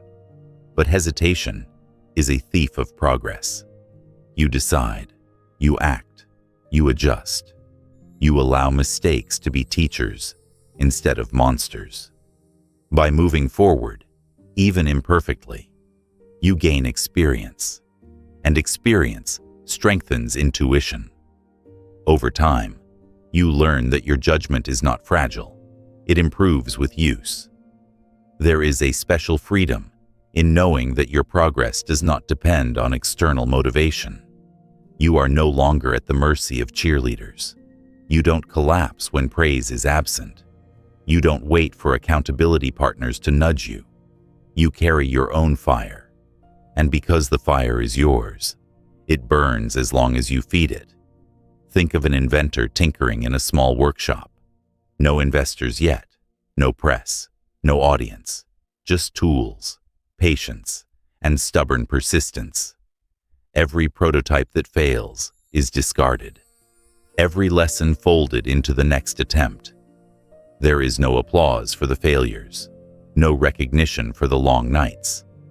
But the inventor presses forward because reliance is inward. When the breakthrough finally comes, it is not luck. It is proof of sustained, self-generated effort. This way of living does not make you closed off. It makes you secure enough to give generously. When you are not dependent, you can collaborate without fear, help without expectation, share without needing repayment. You don't take energy from others because you have your own supply. Self-reliance makes you a contributor, not a consumer. There will be temptations to lean on others too much, to wait for validation before moving, to stall until encouragement arrives. But you learn to recognize those temptations as signals. Signals that you must step up, that you must remind yourself who is responsible. Each time you take action without being told, you reinforce your independence. Each time you finish something without praise, you deepen your strength. Self-reliance also demands that you stop outsourcing blame. If the schedule slips, you own it. If progress stalls, you investigate. If energy dips, you recalibrate. Ownership is not about guilt. It is about control. When you claim responsibility, you also claim the power to change the outcome. The one who blames others remains stuck. The one who accepts responsibility finds solutions. You begin to enjoy this independence. It feels heavier at first. You cannot shift responsibility away. But soon it feels lighter, because you are no longer waiting for rescue. You realize no one is coming to save you, and that is not frightening. It is freeing. It means you are in charge of your destiny, and no one can take that power unless you hand it over. Over time, self-reliance shapes your identity. You see yourself as someone who can be trusted, not just by others, but by yourself. When you say you will do something, you do it. That self-trust becomes your foundation. Confidence is not built by being told you are capable. It is built by proving to yourself, again and again, that you are. And so you continue, You stand on your own feet. You light your own fire. You carry your own weight. The world may walk beside you, and sometimes it will, but you no longer depend on it. You are your own source of momentum, your own source of strength, your own source of resilience. That is the art of self-reliance. It is not cold. It is not lonely. It is powerful, steady, and free. Inner focus is the compass you carry in silence. Without it, you are pulled in 100 directions, every notification tugging at you, every distraction promising urgency, every voice suggesting a better way. But when you master focus, you stop scattering your energy across meaningless tasks. You learn to gather your attention like sunlight through a lens, directing it precisely where it matters most. That concentrated beam has the power to ignite progress that diffused effort never could. Distraction is the default of this age. Screens flash, voices compete, algorithms whisper, "Look here, look now." The temptation is endless. One more scroll, one more video, one more message. But distraction is not harmless. It is theft. Each stolen moment weakens your momentum. You begin to understand that focus is not merely a productivity hack. It is survival for your goals. Without it, the hours drain unnoticed. With it, every hour becomes a building block. Clarity comes first. You cannot focus on everything. You decide what matters most right now, and you cut away the rest. You create a hierarchy of effort, 1 or 2 essentials, nothing more. You remind yourself, if everything is important, nothing is important. This pruning feels harsh at first, but it is the only way to create space for excellence. A garden grows best, not when you plant endlessly, but when you protect the soil from weeds. You craft boundaries around your focus. A block of time carved out for deep work, no notifications, no noise, just you and the task. A ritual to begin, clearing the desk, setting a timer, breathing deeply before starting. These rituals train your brain to enter focus faster. They become cues, signals that say, "Now we go deep." Over time, they condition you to slip into flow as naturally as tying your shoes. Imagine a violinist practicing alone. Around her, the world is loud. But inside her practice space, silence reigns. Bow to string, note by note, repetition until precision emerges. She is not multitasking. She is not half present. Her focus is total, and in that totality lies mastery. You begin to live the same way. One task, full attention, repeated consistently. That is how focus sharpens into power. You learn to say no, not as rejection, but as protection. Each no is a shield guarding your limited energy. You decline distractions not because they are bad, but because they are not essential. Saying yes to everything dilutes you. Saying no selectively strengthens you. The power of focus lies as much in subtraction as in concentration. Your environment becomes an ally. You clear clutter from your workspace so the eye rests calmly. You adjust lighting, remove noise, keep tools at hand.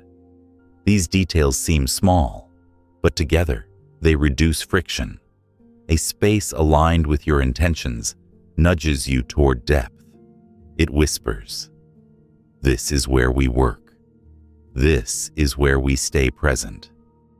You begin to notice the quality of your thoughts when you are truly focused. Ideas string together more smoothly. Solutions appear where before there was only confusion. Problems that felt heavy shrink when examined with full attention. Focus magnifies intelligence. It pulls insights from the depths that multitasking buries. Inner focus also sharpens emotional control. Many people let moods decide their day. Anger disrupting hours, worry clouding judgment, excitement scattering energy. But focus steadies you. When you are absorbed in the work, emotions pass like weather outside the window. You acknowledge them, but remain at your desk. That steadiness compounds. Fewer outbursts, fewer wasted hours, more consistent progress. You start to value solitude not as emptiness, but as resource. In solitude, focus thrives. No interruptions, no comparisons, just the steady hum of effort. Solitude becomes a training ground where you meet yourself without noise.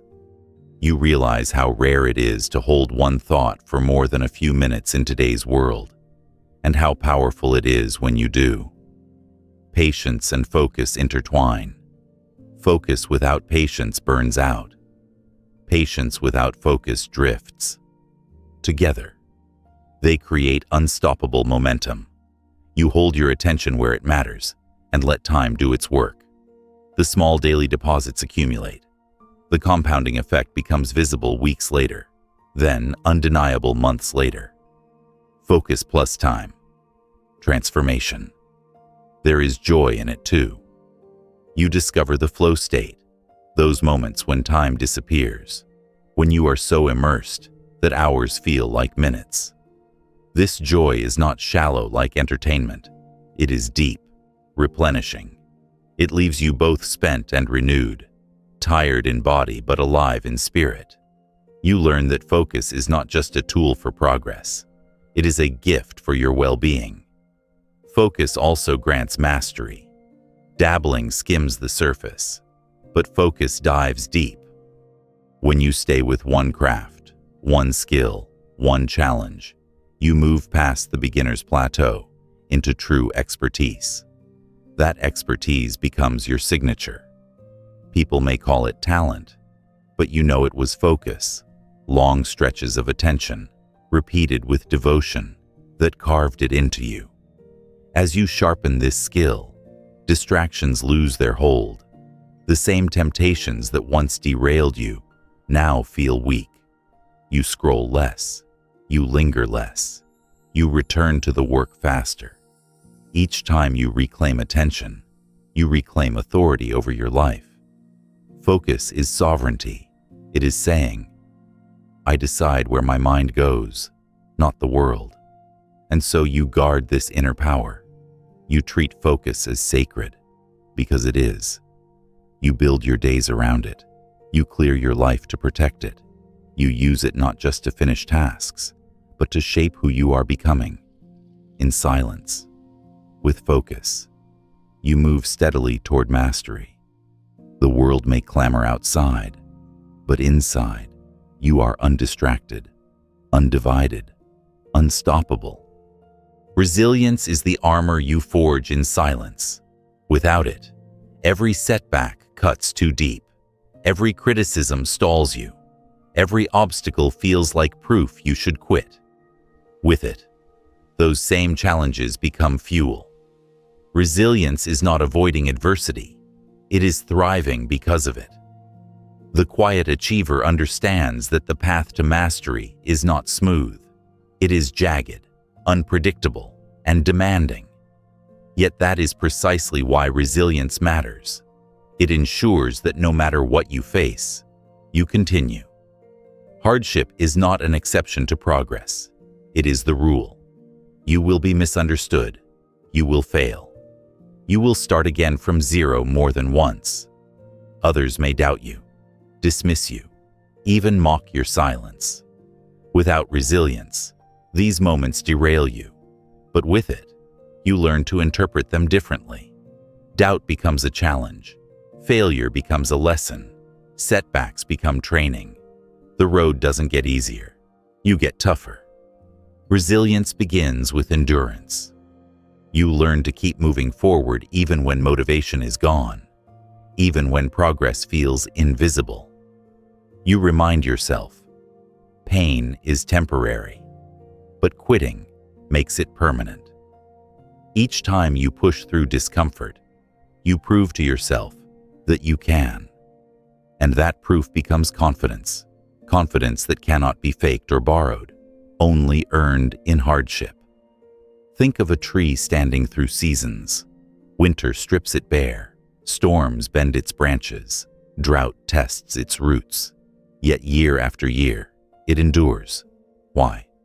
Because its roots run deep, unseen. Resilience is those roots. You may bend, you may shed leaves, but you do not break. You understand that survival in one season prepares you for growth in the next. Flexibility strengthens resilience. Many people expect the journey to follow their plan exactly, and when it doesn't, they collapse. But you adjust. You pivot when needed. Adapt strategies. Test new approaches. You are not fragile because you are not rigid. Like water, you flow around obstacles while still moving forward. This adaptability is a hidden form of resilience. It allows you to keep momentum when others freeze. Criticism becomes another forge. At first it stings, but resilience teaches you to filter it. Some criticism is noise to ignore. Some is instruction to refine you. Instead of fearing it, you examine it calmly, extract the lesson, and discard the rest. In doing so, you become immune to both flattery and insult. Neither controls you, because your compass points inward. You also learn to embrace discomfort instead of fleeing it. Growth lives outside the comfort zone, and resilience is the willingness to remain there longer than most, whether it's pushing through a grueling workout, enduring a long season of obscurity, or facing the frustration of slow results. Resilience whispers, "Stay here." This is where strength is built. Each difficult moment endured becomes a deposit in your bank of toughness. Resilience reframes failure itself. Failure is not the opposite of success. It is a stage of it. Every attempt that doesn't work provides data, feedback, and refinement. The resilient person does not dwell on what went wrong. They use it as raw material for what comes next. You begin to see failure not as evidence of inadequacy, but as proof of effort. Only those who attempt can fail, and only those who persist can succeed. Mental toughness grows from this cycle. The more you withstand, the less fragile you become. Setbacks that once would have stopped you now feel like mild resistance.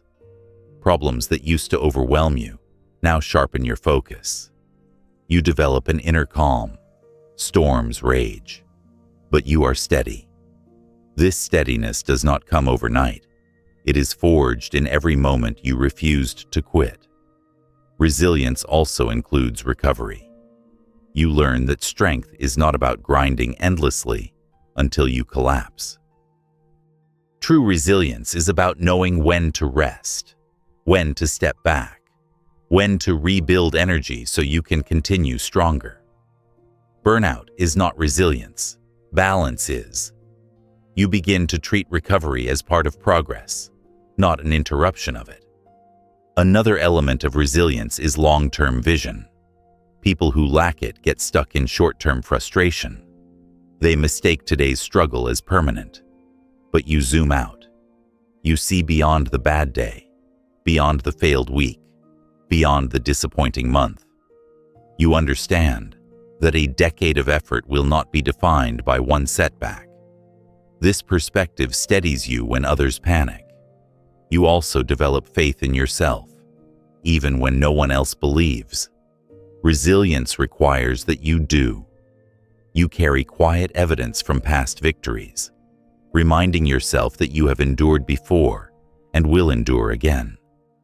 That self-trust is what keeps you moving when external encouragement disappears. Imagine a boxer taking hits in the ring. Each punch hurts, but resilience allows him to stay standing, to keep moving, to return with strength. Life throws its punches too: unexpected loss, rejection, failure, but you refuse to stay down.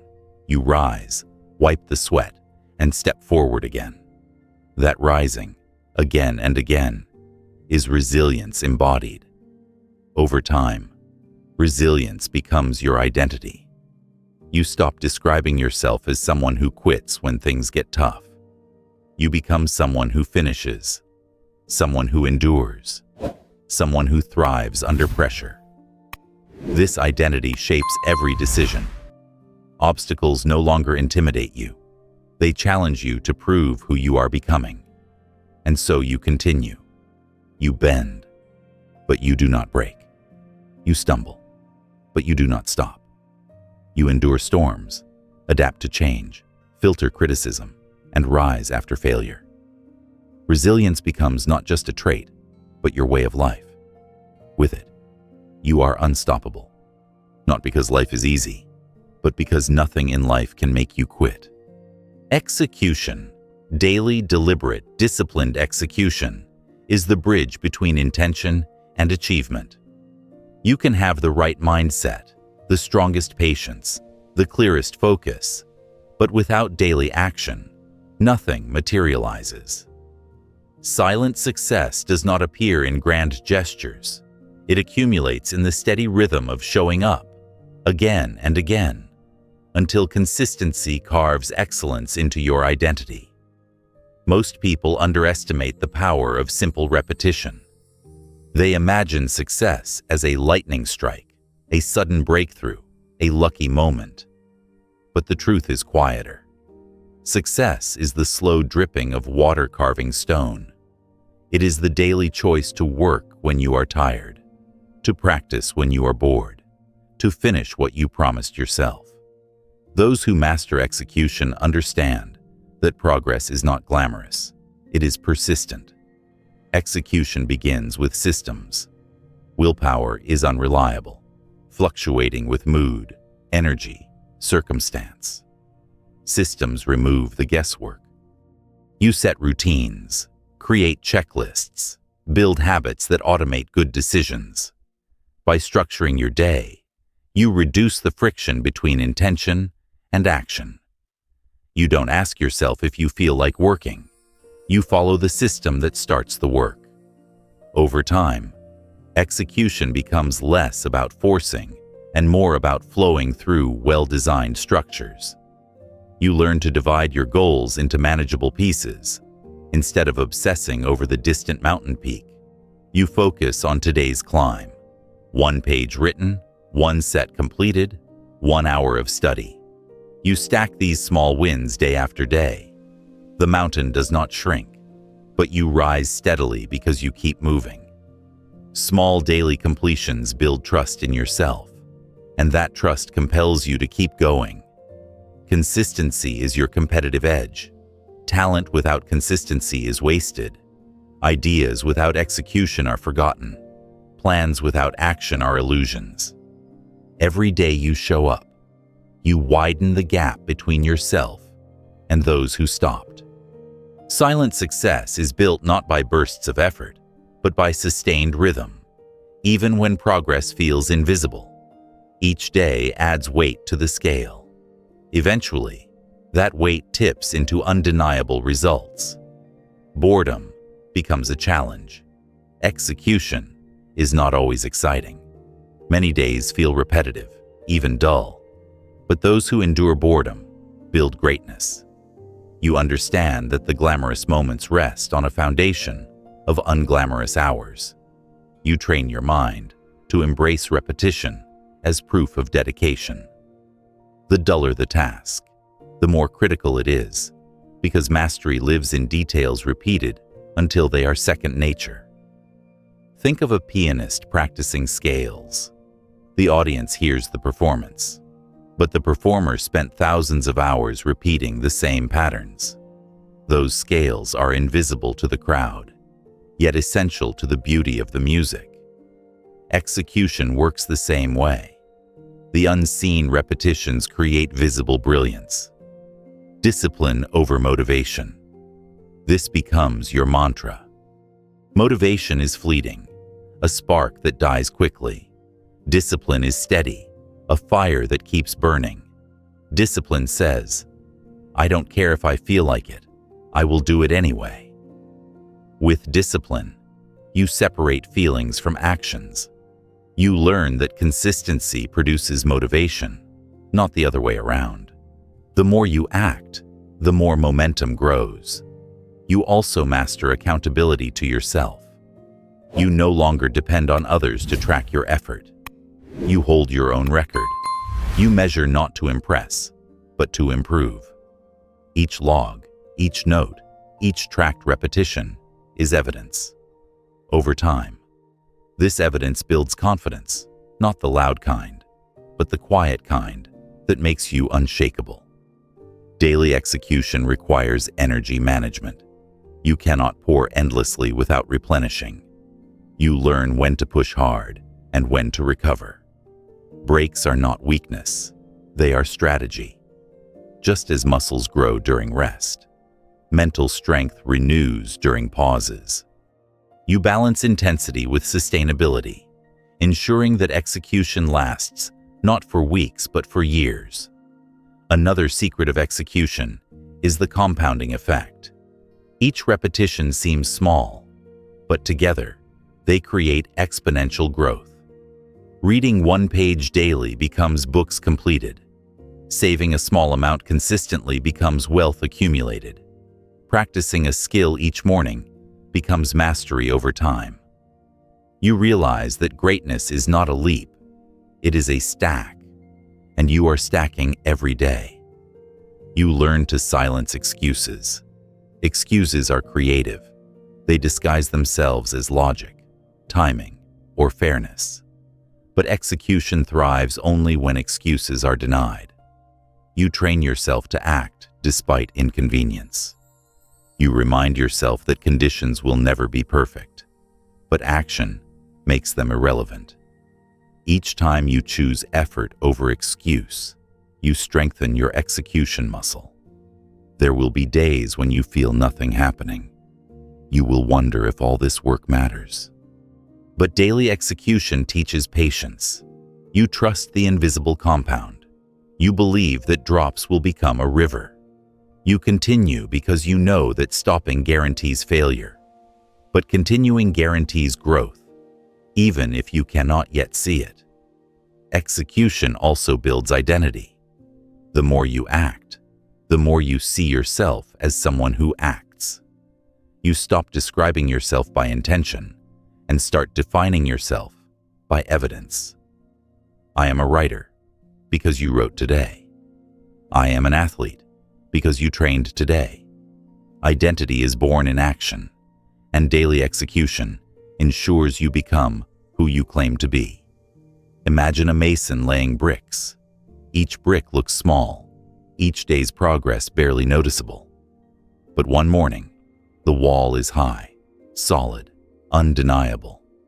That wall is your life's work, and each brick was a day of faithful execution.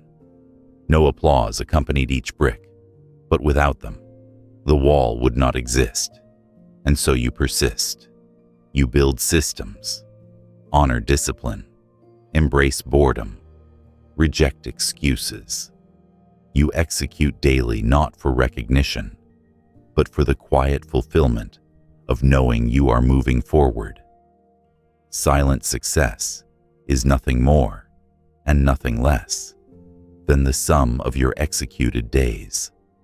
Keep executing, and the extraordinary will emerge from the ordinary. Legacy is not noise. Legacy is not a headline, a follower count, or a momentary spark that fades when attention shifts. Legacy is what endures when the noise has passed, when the crowd has moved on, when silence returns. It is the lasting impression your work leaves, the quiet mark etched by years of discipline, patience, and execution. Those who understand silent success know that the deepest impact is rarely the loudest. It is the work that speaks long after you stop speaking. You realize now that legacy is less about being seen and more about being remembered for the right reasons. Many chase visibility, thinking fame equals value. but visibility without substance dissolves. People forget the spectacle, but they carry forward the usefulness, the example, the quiet excellence that inspired them. Legacy is built in substance, not performance. Think of the builder who crafts bridges that stand for decades. Few remember his name, but countless lives cross those bridges safely. His legacy is not the applause of the moment, but the enduring value created. That is the essence of silent legacy, a contribution so real, it does not need your presence to keep giving. Humility strengthens this legacy. Those who chase recognition often burn out or distort their work. But those who stay humble continue refining, continue improving, continue serving. Humility keeps you focused on growth rather than applause. It ensures that your legacy is not inflated by noise, but grounded in truth. Legacy is also about lifting others. Silent achievers do not hoard success. They multiply it. They share knowledge, mentor quietly, create opportunities, and build systems that outlast them. They understand that real success is expansive. It grows bigger when given away. In doing so, their impact spreads beyond their own lifespan, rippling through communities, through generations. You begin to see that legacy is not measured in numbers, but in influence. Not in how many knew your name, but in how many grew because of your presence. Not in temporary fame, but in permanent change. The quiet achievers of history are remembered not for how loudly they spoke, but for how deeply they lived. This realization changes how you work. You are no longer building just for yourself. You are building for those who will come after. You are not chasing attention. You are creating something that will hold weight when attention fades. You measure your life not by applause, but by contribution. Legacy also teaches you patience in a new way. You stop seeking immediate recognition because you understand that the truest measure of your work may not even appear in your lifetime. Some seeds bloom long after the sower is gone, and that is enough, because legacy is not about seeing the harvest. It is about planting faithfully. There is also peace in legacy. When you work for noise, you live in anxiety, always chasing the next proof, the next headline. But when you work for legacy, you live in calm. You know your work has meaning, whether or not it is recognized today. You are building something deeper than the moment, and that steadies you. And so you continue. You stay disciplined, humble, patient. You execute daily, not just for short-term gain, but for long-term impact. You refuse to be distracted by noise because you are too focused on building substance. You leave behind not just words, but proof, habits, systems, contributions, examples. This is the legacy of silent success, to live in such alignment, such focus, such resilience, that what you build continues to speak when you no longer can. Not because you shouted, but because you worked. Not because you sought recognition, but because you sought mastery. In the end, it is not the volume of your life that matters. It is its weight. You have walked through silence, step by step, building strength in the unseen hours. You have discovered patience, cultivated discipline, sharpened focus, endured setbacks, and learned to rise again with resilience. Each section was a pillar, and together they form a structure strong enough to hold the weight of your future. What began as a whisper of effort has become a steady rhythm of mastery. Now, pause and look at the path behind you. There were no spotlights, no constant applause, no endless noise. Yet the progress was real, the growth undeniable. That is the truth of silent success. It does not need a crowd to confirm its existence. It reveals itself in your persistence, in your calm confidence, in the quiet fulfillment that follows each honest effort. Remember this: noise is not success. Applause is not achievement. Attention is not mastery. The world may try to confuse the two, but you know better now. Success is showing up day after day. Success is trusting the process when no one else sees it. Success is letting your results speak in time, louder and clearer than any announcement ever could. As you move forward, carry these principles with you. Guard your focus, respect your discipline, honor your patience. Let resilience steady you. Let humility guide you. Let consistency define you. You do not need permission. You do not need validation. You do not need to explain. You only need to work, quietly, faithfully, persistently. One day, your results will stand on their own. They will speak so loudly in their silence that the world cannot ignore them. That will be your legacy, not a burst of noise, but a life of depth, weight, and enduring meaning. So commit. Move in silence. Trust the process. Let your success grow undeniable, unshakable, unforgettable.